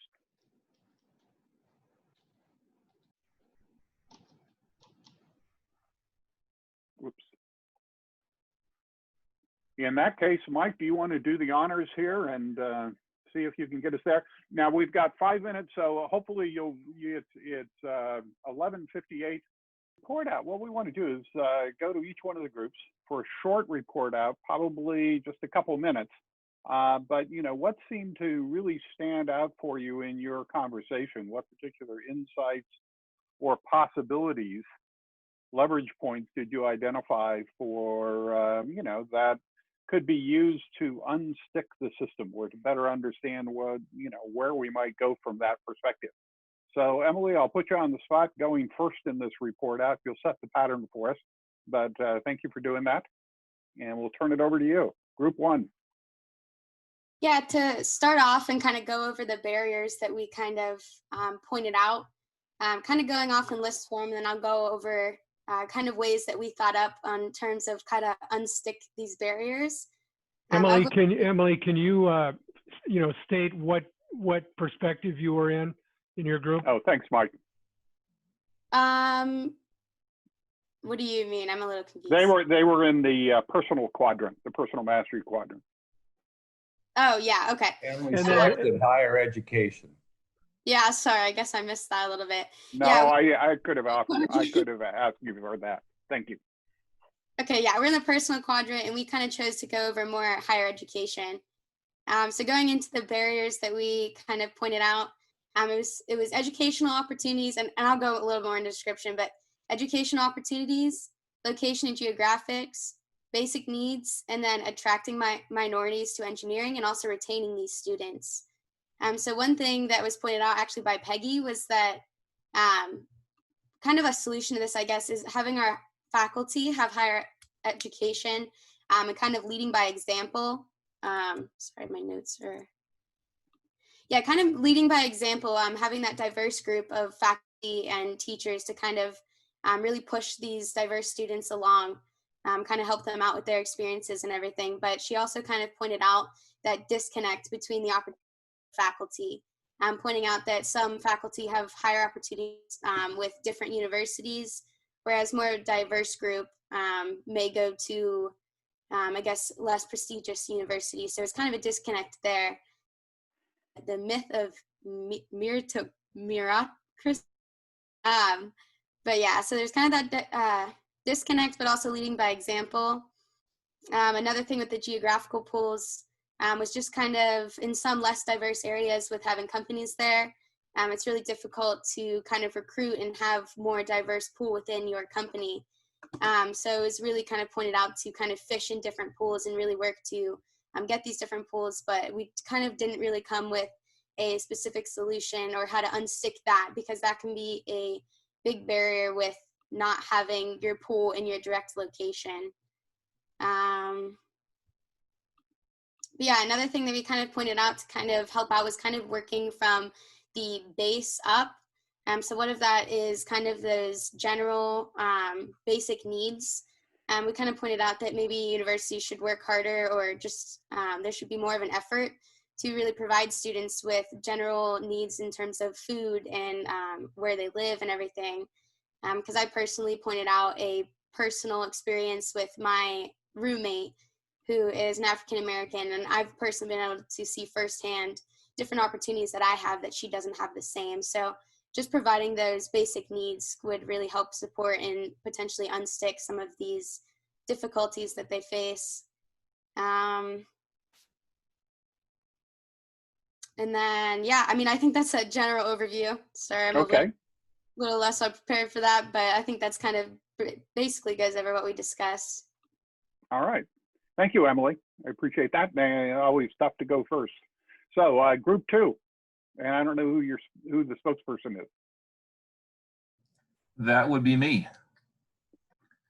So our quadrant was the cultural quadrant, and examining these stuckness items from the cultural standpoint. We chose to touch on all 3 K-12, higher ed, and work levels at the outset, but we really ended up spending most of our discussion time on the K-12 level. And rather than diving into any particular underrepresented minority or gender subgroup, we really looked at a broader issue of anti-STEM challenges and the biases in our culture against that. So part of the barriers and points of friction at that K-12 level are different learning styles for different kids at that developmental stage, different kinds of testing and teaching to the state-wide tests rather than teaching to different learning styles of the kids.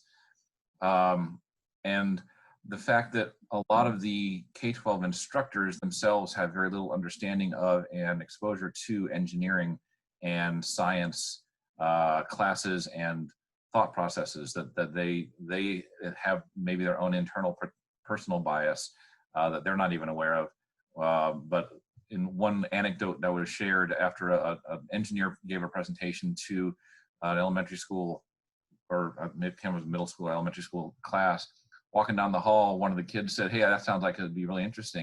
And the teacher says, "You don't want to go into engineering, that's hard."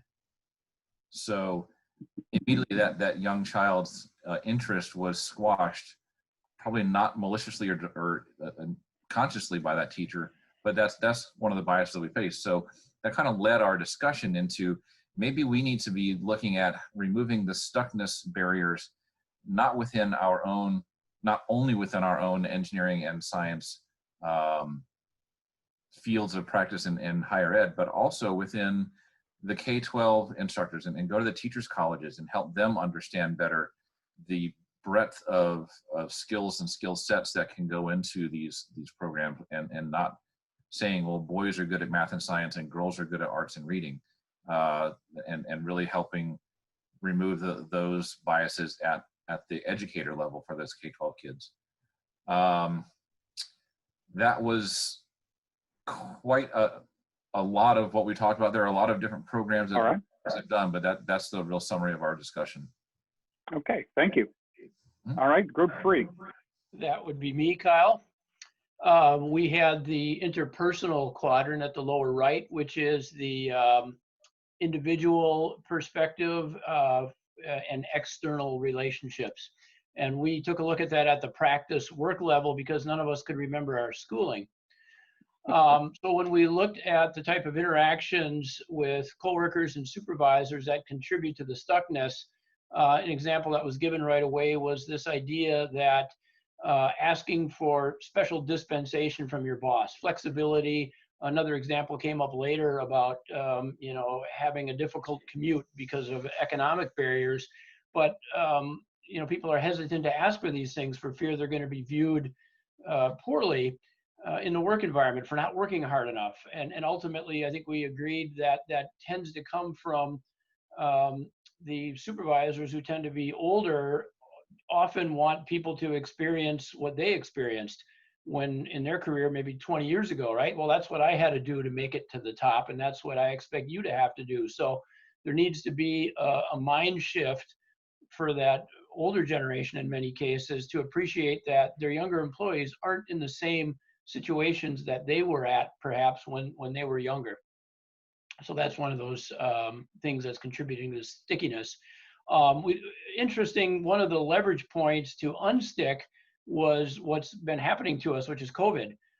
It's forced change upon us in many cases, change that we didn't think could happen or didn't see coming, and yet everything has worked surprisingly well, and it's leading us to sort of dismantle systems and assumptions that we had about what work is about, and it's allowing us to change our perspective. For example, remote hiring might offer more freedom and getting away from the geographic constraints that impact both our offices and some of the universities from which we recruit.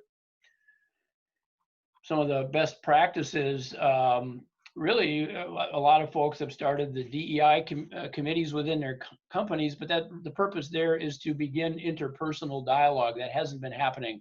It was commented that we're talking about our Black and brown friends in ways that we've never had to before or been able to before. And in particular, the leaders of those companies have to get more comfortable at that, whether it's through training or just practice. And that's going to allow the entire organization to have more open dialogues on their lack of diversity in many cases and how to go about solving that. Some of those steps might be proactively reaching out to other universities, maybe the historically Black universities, programs like ACE mentoring, going upstream in the pipeline and getting involved in mentoring minority and disadvantaged high school students to get them interested in STEM and engineering.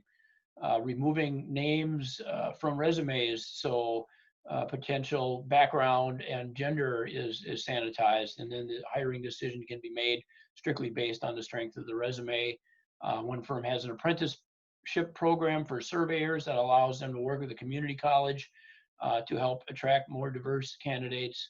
And somebody pointed out that when a diverse employee had an hour-long bus ride because they couldn't live in the area where the office was, the supervisors reached out and helped that individual solve that problem. So getting more involved and appreciating that not everybody has the same challenges that you did.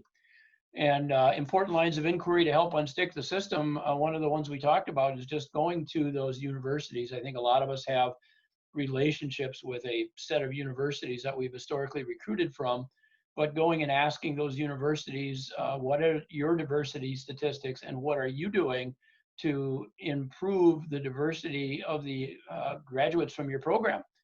Because if you aren't doing anything, then we're probably going to have to look elsewhere with universities that are providing more diverse candidates.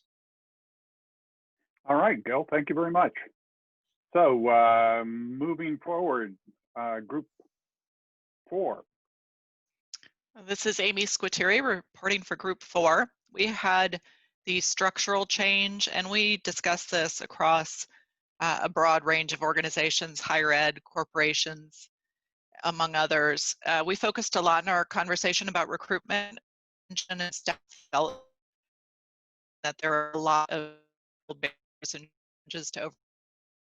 We found the study about the first rung to be really compelling, and including to my personal experience. We talked about how we can support nonlinear career paths, and the recognized that turning candidates down because they're not a good cultural fit is a challenge that connects to unconscious bias. Ideas we had about fixing that first rung were having mentors, role models, and active sponsors for Black and underrepresented groups, rethinking what is actually required for a job versus what we might traditionally have in a job description as far as degree requirements or years needed, whether they were truly necessary for the job that needs to be done. Shifting gears a little bit, we talked about the beginning to see that the engineering mindset that's agnostic or avoiding social and political issues, what the role of that avoidance is in being continuing these practices, and how can we start to challenge that and take a stronger stance on events so that we can demonstrate commitment to change.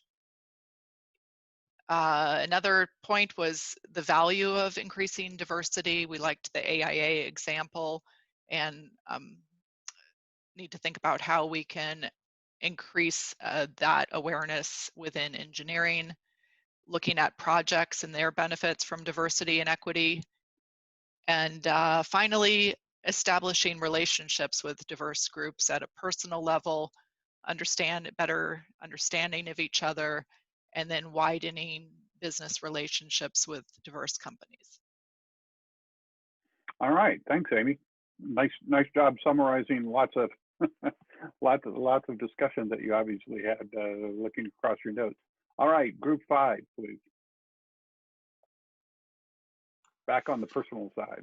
Hey, this is Cindy Cooper presenting for group 5. And yeah, we were on personal and we focused on practice. Our team members were Hosta Breezy, Rachel Atterbury, Joe Flaxbeard, and then Craig Watts, who had to join a little bit late. So we, like a lot of the themes that we came up with really intersect with what other people have talked about already. We recognize that things like beliefs and unconscious bias, they start early and then they're reinforced by the social norms, cultural expectations, and then the structural barriers that have been developed. So there's a really important interplay. We talked a bit about, we kind of ended up organically focusing on gender, although I think some of the things we talked about certainly cut across. But in terms of gender, still things like the roles that parents are expected to take or not take. You know, women are still expected to have the primary caregiving role and child rearing role. And this shows up not just in that sort of personal belief and expectation or what others believe, but in the structures of the work environment. So parental leave is usually maternal leave or disability for women who've had a baby. And rarely, you know, do men have similar support for taking time off when a child is born. And then it continues from there. You know, if you want to go to functions related to your child, or, you know, things come up during the workday, there's still a belief that that is more the woman's responsibility. So those are some of the examples that we talked about. And even, you know, men being discouraged. So women are encouraged to behave in those ways and men are discouraged actively from taking on those kinds of roles. Early influences we talked about, so the importance of exposure, and so creating that belief about, you know, is this a path for me? Even knowing whether it's a path at all, much less finding yourself reflected in that pathway. There was an example of what an engineer looks like, you know, where women were posting in social media that they are engineers. I'm an engineer, and, you know, showing faces of women, you know, really representing diversity in ways that show that, yes, you know, you can find a pathway here. And so in terms of things that we can do and levers, a lot of the things that have been mentioned, things like, okay, well, there's an employer role to play, you know, policies that need to be changed, flexibility that needs to be offered. It's not about the parking lot watching. It's about ways to build trust.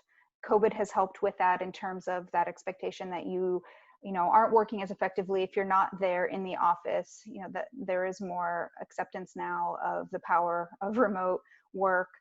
But then there are things too that individuals can do to be role models, leaders and others in a work environment can do, demonstrating that, hey, you know, it's okay to go and leave to go to a function, or, you know, demonstrating that it's okay to allow people to do those things. And then there could be programs that provide mentoring and coaching. Some good examples were offered: educational support, tuition reimbursements, things that allow people to continue to learn. We talked about also how other cultures, particularly Europe, we talked about how there's, you know, more flexible leave for maternal, paternal, parental leave, vacations, and that expectation that things outside of work are also super important. Raising children is important. We talked a little bit about that in the US culture, there still seems to be an emphasis on work is the most important. So those other things, you know, people are afraid to talk about the importance and might even hide their activities outside of work. And the companies that do this, do these kinds of things, are going to benefit through retention and loyalty and having people join who are excellent and have diverse perspectives. We didn't talk about this, but I think it was sort of a subtext, you know, that individuals need to work on this. It's not just the people who are feeling the pain, but all of us have to work on unconscious bias and making sure that we're fighting these beliefs and systems. And that, yeah, that there are a lot of positives that can be gained from paying attention to these issues and working on them together. Great. Thanks, Cindy. And moving to group 6 on the cultural side. Kyle, that's me, Stu Wallish. Yes, we're in the cultural quadrant, and we chose to talk about practice and work and focus on how we can unstick the system. We need to account for the fact that some young people are brought up in helicopter parent cultures where many things are choreographed for them. And even after going through college, they may show up in the workplace expecting a lot of direction. And so we need to make a special effort for them to for example, explain career paths.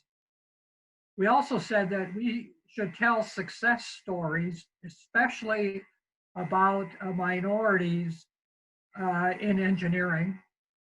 And then somebody said, I really love this, that young people need to see it to be it, need to see it to be it. That is, they need to see what an engineer is all about in order to be one. And there are many ways we can help them do that, some of which have already been mentioned.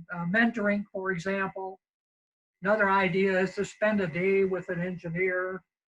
Another thought is to make strategic use of adjunct profs in engineering education, where the prof is a practitioner and exposes the students to the personalities, the characteristics of practicing engineers. And then, of course, summer camps, which were mentioned in that Woman in Engineering review, where very diverse groups of young people were brought together to do summer camps that involved drones. I like that idea. And then finally, we should urge young people to determine what they like to do, what their values are, sort of what they do if they didn't have to someday earn a living, because maybe they can match that with an occupation, with a vocation, and hopefully it'd be engineering. Thank you, Kyle.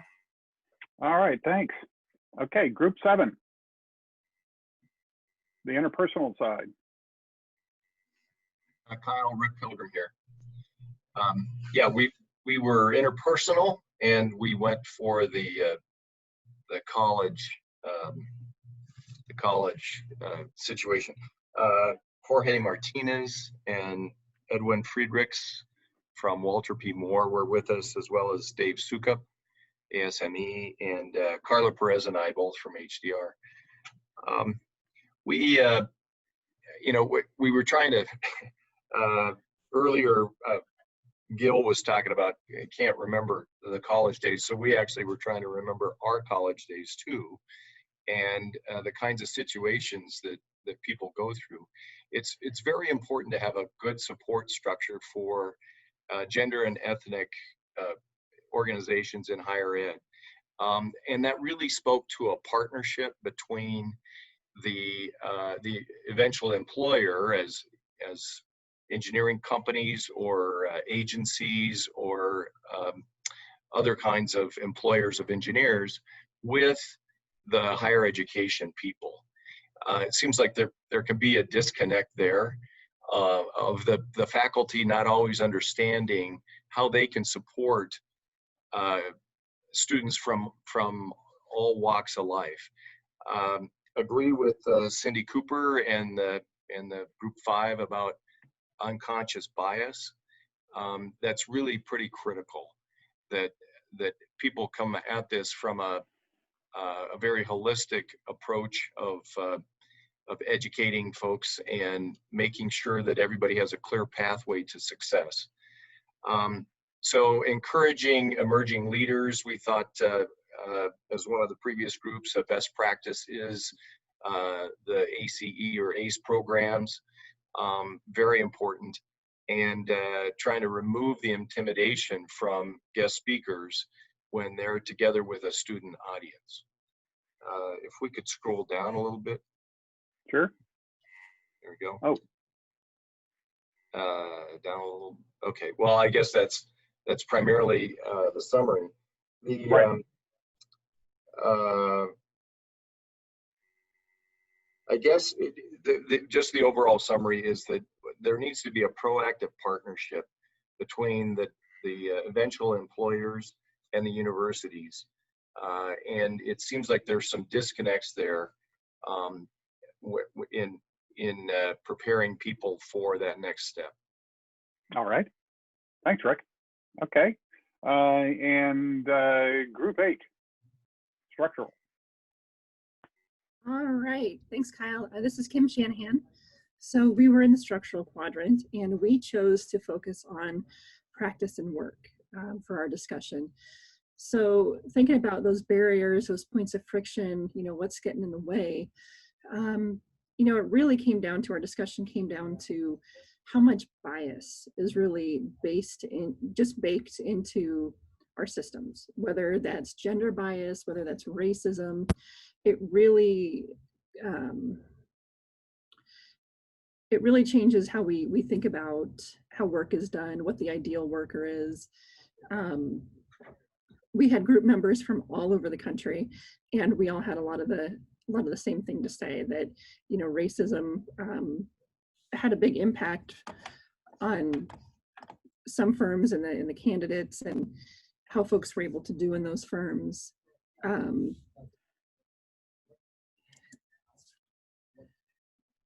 So we also talked about how, many of these issues are so severely politicized. It can make us feel like it can be hard to make progress on some things.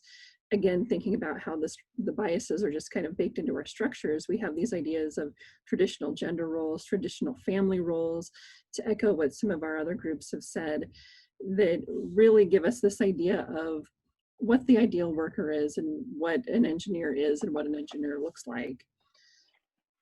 So when we talked about what can we do to unstick some of these things, similar to what some other groups have said, we talked about trying to increase our candidate pool, try to increase our reach to folks we might not be reaching now, and invite them to apply to our company.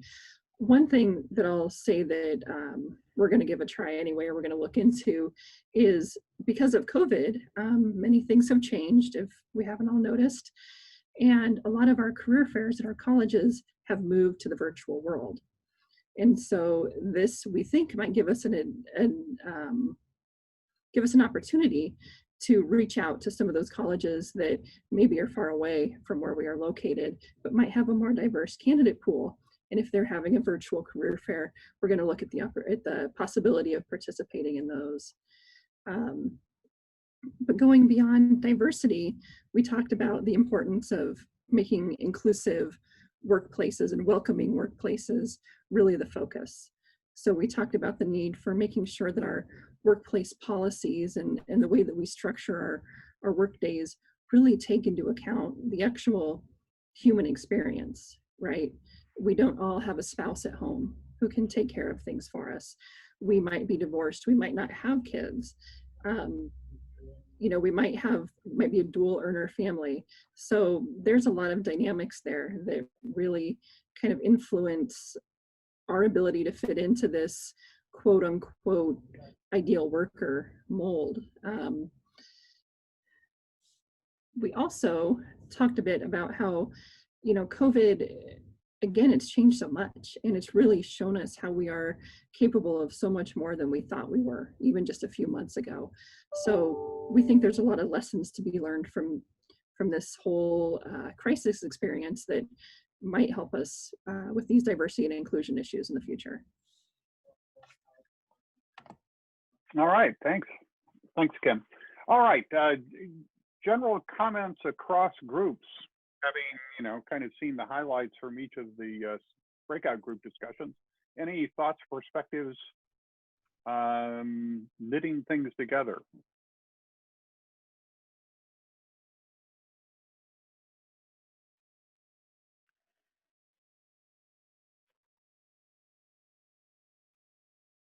So did you all, I mean, obviously each group, whether, you know, regardless of the quadrant, there were points of inquiry. Is that fair to say? There are aspects of the system that, you know, are causing inertia, are pinching things, to use Rose's language. Doesn't matter whether it's at the personal side, cultural, interpersonal, or that structural side. Yeah, Lauren, you want to make, you've got your hand up?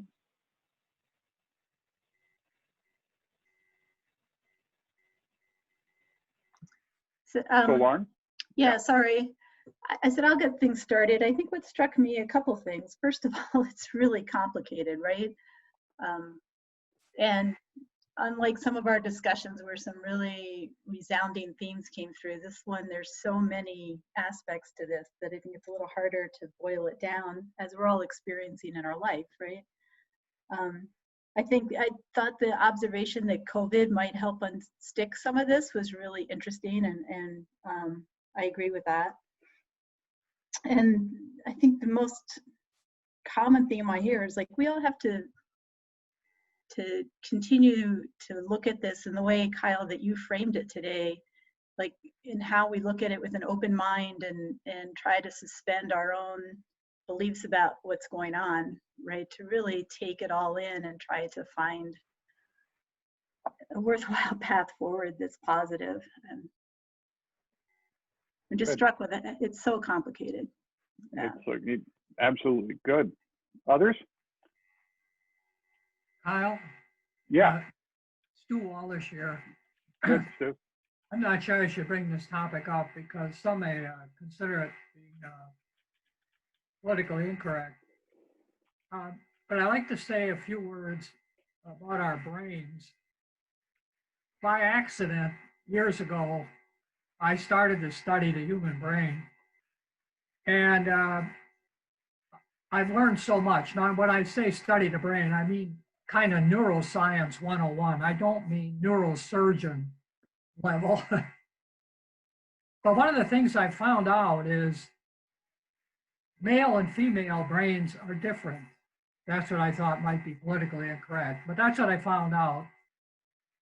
And maybe if we thought about those differences, we would be even more effective in understanding why, for example, we have 20% of the engineering students are female and 80% are male.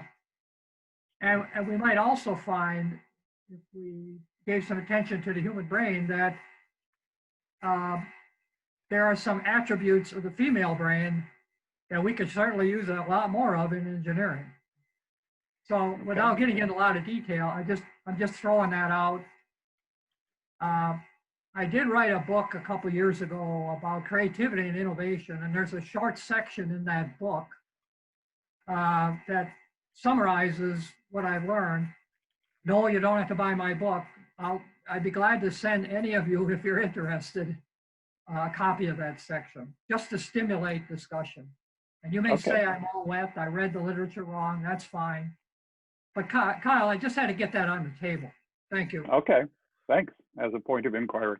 Hey, Kyle, this is Mike. I'd like to interject a couple things, and they're more along the lines of maybe what I did not hear, and then I see Clint's hand up too. Right. Sorry to jump in, Clint. But I did not hear a lot about the personal responsibility to call out and put a stop to the kind of things that Rachel described happening in her career and that others described on the chat. The courage to call out instances like that happen. And then secondly, not a lot about the perceptions of what engineers do in terms of our impact on society and how we really need to work to correct the perceptions of what we do and don't do. Okay, thanks, Mike. Clint? Mike, that's great. I mean, that's the see something, say something motto that we all live by. And if we go by and continue to ignore these bad things or think they don't apply to us, in fact, we're supporting them. So that's great. I wanted to point out, as we do in every one of these sessions in talking about the Engineering Change Lab, so many people have submitted programs like the ACE program or ASCE or programs, and we're capturing all of those. And ECL really, in its mission, is not interested in duplicating those efforts. We're interested in resourcing those efforts to other engineering disciplines, associations. So continue to add in the comment line if you're aware of other associations or other groups that are doing similar things that we would all benefit from. Please put them in the chat box so that we can capture them and then resource them to all of the engineering disciplines, not just the ones that are in that particular column. All right, thanks. Shameen? Sure. I actually wanted to applaud Stu for breaking the ice on that topic. It's actually not politically incorrect. It's a reality that men and women are different, and that's part of the diversity that each of our genders brings to not only the engineering workplace but other workplaces. And I wanted to offer a comment that extends that thought a little bit further, in that, you know, historically we have been basing our criteria of what a leader looks like, you know, when there's male leadership and power and they're looking to promote individuals, their criteria of what a leader looks like is and sounds like is very much modeled on their experience as males. And so when we start to look at how to unstick ourselves and how to get women to that first rung, part of that is going to have to look at potentially changing what we think that criteria for what a leader looks like, not just the characteristics that might be sort of more male oriented, but also taking into account the strengths that females bring to the table. And so I just wanted to offer that as a follow-up comment to what Stu said. Yeah, like that notion of redefining what a leader looks like, I think is really an important leverage point. So excellent. Okay, so I'm going to you know, shift for a second from a time perspective. I do want to make just an observation from my part in terms of setting up this exercise and the way I structured it. You know, really, you know, the derivation of the exercise came as I was reviewing the Society of Women Engineers research summaries that Peggy's been involved with in terms of that editing function, and you know, confronted with, you know, Lauren, your observation, it's complicated. That when you looked at the breadth of the research and the different places that people were doing research to try and figure out, you know, what's going on inside, you know, this system and what are the possibilities in terms of making a true difference and making progress there, it's complicated. And you know, it brought me back to the conversations that we've often had inside the Change Lab, that, you know, many of the big challenges that we face within the engineering community are, you know, and we've used different terms for them, they're wicked problems or wicked messes. And we've had, you know, various people sort of reflect on that. And the notion of a wicked problem, or, you know, a complex adaptive problem, from that standpoint, it is complicated and complex. And as such, and here, you know, leadership, you know, people that are looking at, you know, how do you lead change, like Ronald Heifetz and Peter Senge, et cetera, will note that if you're dealing with trying to shift a complex, wicked problem, you can't approach it the same way as if you've got a simple technical solution where you can do an isolated piece of technical work. And you know, my sense, looking over that literature from the Society of Women Engineers and the, you know, the work Equity by Design has done and others, is that too often we are making really well-intentioned efforts, but they're isolated technical fixes. When in fact what happens, they might be an isolated technical fix to do something at the personal level, to work with young women and girls in the K through 12 setting to increase our ability to persevere and have grit and to be able to make it through that system. But they're defeated, or in terms by things that are structural, or the types of interpersonal relationships that they have, or things that are in the culture. We certainly saw that in our discussions in Berkeley with the tech culture that is so male dominated, and that despite what you can do at the personal level, it's the bigger system that defeats and prevents progress. And so my sense of putting together the grid was just, again, to send that message. It's not only complicated, it's complex, and the complexity is wicked. There are different ways that you need to look into it, and we need to recognize that to lead change from that perspective is going to take that much more difficult path that Senge and Heifetz and others lay out for us. So I just close with that observation on my part in terms of the motivation for setting up the exercise the way that I did. We do want to spend just a few moments with regard to the anti-racism and Black Lives Matter movement that's really flowed out in the last couple months following the George Floyd killing that happened. And here, we wanted to start, and I should have a very short period of time to do that this morning, but I think what we recognize is this may be work that we want to come back to in a future summit where we've got more time to go deeper. We did want to highlight a video that was shared with us by, I think Peggy flagged this for us as a way of just, again, provoking thoughts on this subject from the, from inside the engineering community. So Mike, do you want to set that up and take it?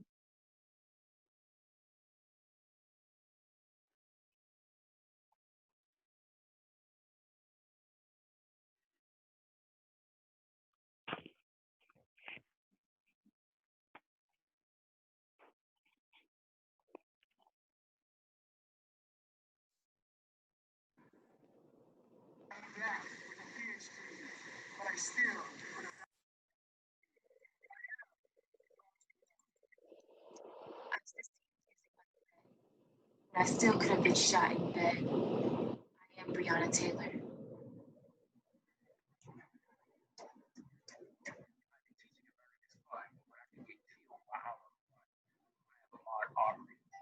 I'm a hidden figure in STEM who puts my hood on, like Trayvon.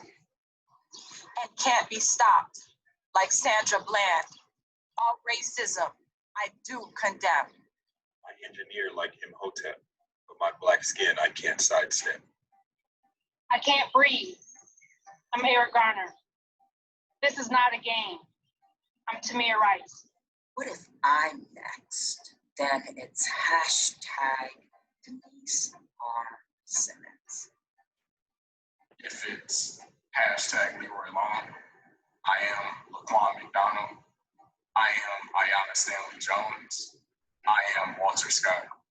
I am Katherine Johnson, Philando Castile, Alberta Spruill, and Samuel DuBose. We will not silence. It is our turn to have a set. So on behalf of the STEM community, this is what Black STEM faculty like us have to say. It says PhD outside of our office doors, but we still get mistaken for janitors. And we love our custodians. There's no hierarchy when it comes to Black labor. They allowed us to get where we are. Say something back, to speak up and speak out. Then we get blacklisted or just get kicked out. Love to teach, only to get called bad names. Names they wouldn't own if you called them out. Love to do research, but it's only safe if we sell out. Don't research Black or shout. Keep the faith. Keep the faith. Black lives matter. Black lives matter. Black lives matter. Black lives matter. Black lives matter. Black lives matter. Black lives matter. I'll rise up. I'll rise like the day. I'll rise up. I'll rise unafraid. I'll rise up. Now do it 1,000 times. For you,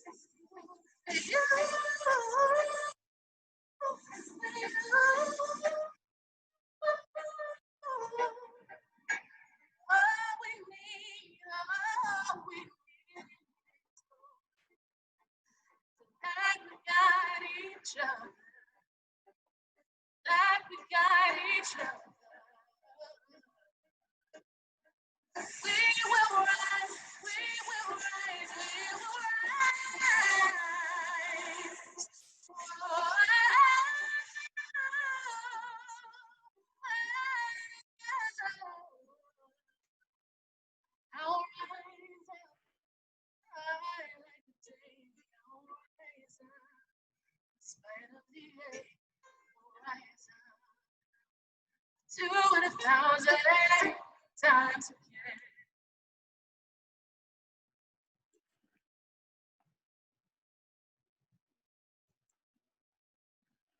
All right, thanks, Mike, for sharing that. We wanted to, we've got just a few minutes to allow for some observations in terms of what we're learning as an engineering community based on that experience of the anti-racism and the Black Lives Matter movement. And I wanted to, kick that off by offering the three provocateurs today to maybe make, observation if they have one, and then we can kind of build from there in terms of the overall group. So Rachel, Peggy, or Rosa? Sure. Love to jump in to start this conversation. In my recent readings, I think a must read for everyone, there's actually two books. How to Be an Anti-Racist, Ibram X. Kendi. There's some YouTubes and podcasts if you don't have the time for the whole book, and some great summaries that we could send links to on the Google Doc. But the idea that you can't be neutral, you can't be not a racist and then call it a day. It's an active work, and it's like yoga or bread making, something that you have to do on a daily basis. You have to confront it because they are systems at play.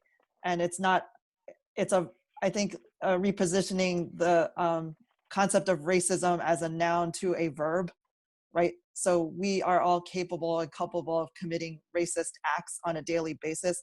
That does not make us a racist person per se, but the acts of racism in its collective totality create the situations that the Black Lives Matters is protesting, right? So we have to constantly question. In order to eradicate racism, we have to always be on watch. And even Ibram X. Kendi, who is a Black scholar, said that he is a racist because he is acting on racist principles when he thinks a certain way, when he perpetuates the systems of racism. So nobody is inculpable of being a part of supporting racism. And I think that's a good place to start in how we reflect on our daily actions. Thanks, Rosa. Peggy or Rachel? Anything you would want to add? I would just say that engineering is not separate from our broader culture, and we suffer from the same challenges and both implicit and explicit personal and institutional biases that our broader culture struggles with every day. And it's incumbent on us as leaders in whatever fashion to use whatever power or privilege that we have to try to make both our profession and the broader culture more equitable every day. Thanks, Peggy. Rachel? Yeah, well said. I think it's really easy to say, I'm involved in my job and in my small world. I'm not biased, I'm not racist, so it just doesn't really apply to me. I don't really have to care too much. But I don't think that's true. And I'm sure all of us have heard the quote that says the only thing necessary for evil to triumph is for good men, I'll add, or women, to do nothing. And I don't want to be one of those people that says my life is fine, good luck everybody else. If you've ever had the chance to read about US history or the history of slavery and the slave trade, it will bring you to your knees to read about the things that people do to other people. And generational wounds run deep. And there are spiritual, there are relational, there are economic, there are family impacts to the Black community that we're still dealing with today, that group is still dealing with. And so even for those of us who aren't feeling those as directly as our Black brothers and sisters are, need to be aware of what's happening. And I'm trying, my eyes have been opened over the past several months to all the educational work I need to do for myself. So we need to be better allies, myself included. Rachel. Dan, did you have a comment? Yeah, I guess it's, Peggy stated that, you know, our profession is not immune to all of the biases and be they conscious or unconscious that society is. I just wonder if the way that we have practiced as a profession, the stuff that we have done, amplified those biases. I believe that they have, certainly, and I think to my field, civil engineering, and you know, the way that we built in, you know, we've bulldozed a lot of underrepresented neighborhoods,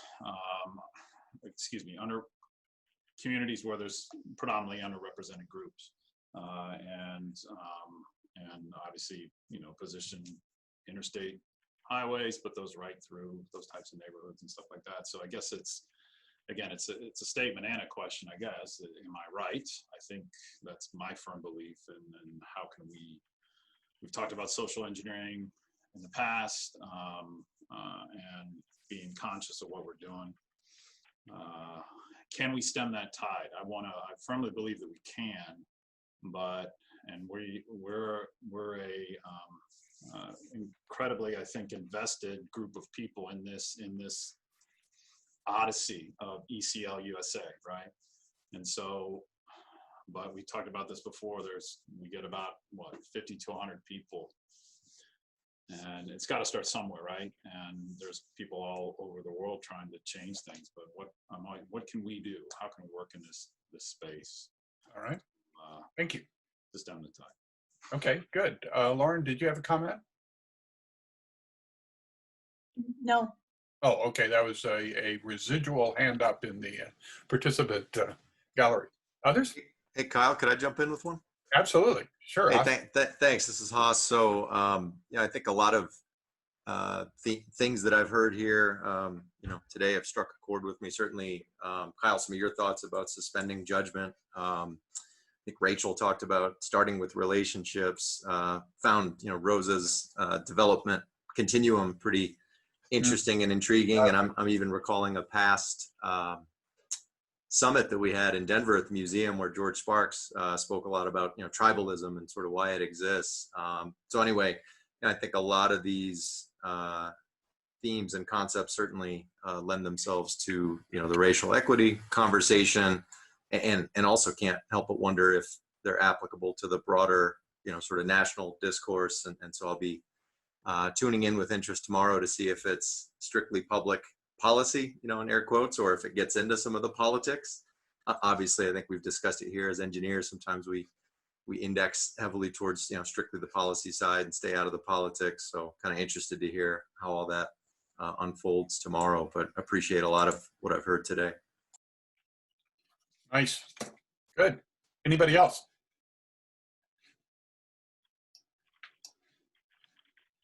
Well, I might just offer, from my perspective, for those of you that haven't read Kendi's book, How to Be an Anti-Racist, it struck me that as he moved to his conclusion, and he ends up actually in the book focusing on policy, interestingly enough, as the leverage point. Yes. And he talks about, to be an anti-racist, you have to begin to recognize how racism has been enacted, memorialized, and protected in policy that results in inequity. Policy that results in inequity. And we had examples of that earlier today with the discussion about the impacts of the coronavirus, the disproportionate impacts of the coronavirus on communities of color.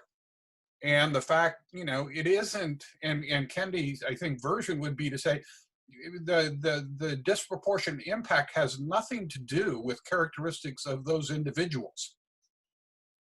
Has Correct. nothing to do with characteristics of those individuals or their behaviors, but it has everything to do with the lives they lead, given the policies, from redlining to food deserts to lack of access to healthcare to lack of opportunity for education and jobs which could bring better lives. It has everything to do with the policies that shape their lives, that constrain them and result in these inequities. And so Kendi would say, that's the leverage point. We've got to work on policy to move it from being racist to being anti-racist. And it's not okay just to be neutral, as Rosa just said.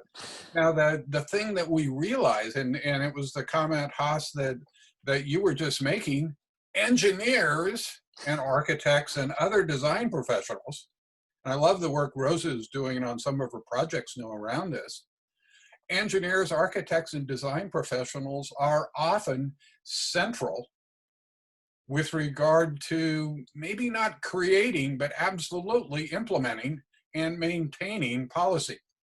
And, you know, we had the suggestion from Steve Costello, you know, on the book, if any of you have ever read Robert Moses, you know, The Power Broker, by Robert Caro's book, The Power Broker, which talks about Robert Moses in New York City and how he, you know, the simple example, went out and first he created Jones Beach outside of New York City as a place for the population of New York City to get out to recreate. And then he created the Long Island Expressway to get people out to Jones Beach. But he also directed his engineering staff that all of the overpasses on the Long Island Expressway should be 1 foot shorter than the inner city buses, so that in fact he could control the population who actually goes out and takes advantage of Jones Beach. Now, and you know, Moses was also creating, you know, freeways through the Brooklyn and Bronx, freeway corridors that disrupted those neighborhoods. He was creating, urban renewal projects. And you know, to do all of that work, he had literally thousands of engineers and design professionals on staff in his organization that were implementing it. Now, I suspect they weren't overtly racist, but I do also suspect they didn't think about it. That they were just following, you know, the program that had been completed. And I think, you know, there's the behavioral side, the side that we've got to work on in terms of personal mastery. There's the side that in terms of, you know, how do we improve our interpersonal relationship skills and provide feedback and mentor and coach. There's the ways we have to shift our culture so that we can, you know, address those, you know, the unconscious biases and things that are there. But there's also this policy question that we need to get at, that we probably, engineers, architects, design professionals, planners, scientists, are probably in a position that we have more leverage and more power to address. So Kendi has a quote, he says, if we have the power and we use that power to enact or maintain policies, practices that result in racial inequities and create advantages for ourselves, we are enabling racism and behaving in a racist way. But you could reverse that, as he does in his book. If you have the power and we use that power to enact and maintain policies and practices that result in racial equity and create advantages for all, we are enabling anti-racism and behaving in an anti-racist way. Work to do in the future of engineering. So with that, we are running up on our time limit. Tomorrow we'll move into our work with regard to public policy. As people have noted, this is an interesting segue to the public policy work tomorrow. Indeed. Once again, we'll have a set of great provocateurs to tee up the work, and then following opportunity and an exercise to have people exploring this topic more more detailed. Any feedback that you have from today's session or the first three, please, send it off in email to Mike and I. Mike, I assume, you'll probably do the chat thing again. Looks like there's been just loads of stuff over in resources and comments on the chat. We will. It keeps getting longer and longer, but we will. So with that, I think we're going to, I will sign off for today. Mike, do you want to, and really thanks everyone for the good work today, the good conversations, and for being present with us. Mike, closing words from your perspective. Only that I look forward to seeing a lot of you tomorrow, and thanks to those of you who sat in for today's session only. Thank you. All right. Bye, everyone. Take care. Thank you. And Thank you. Mike, I'll stick around if you would.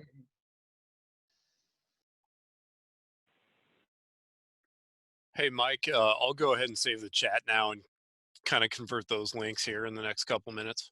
Okay, Joe, and then I'll take a look at it and get it sent out. Thank you. Cool. Yep.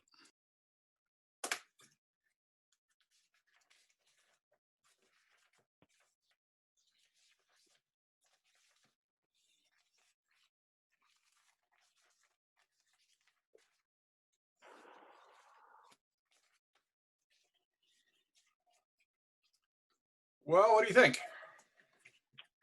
Hang on here.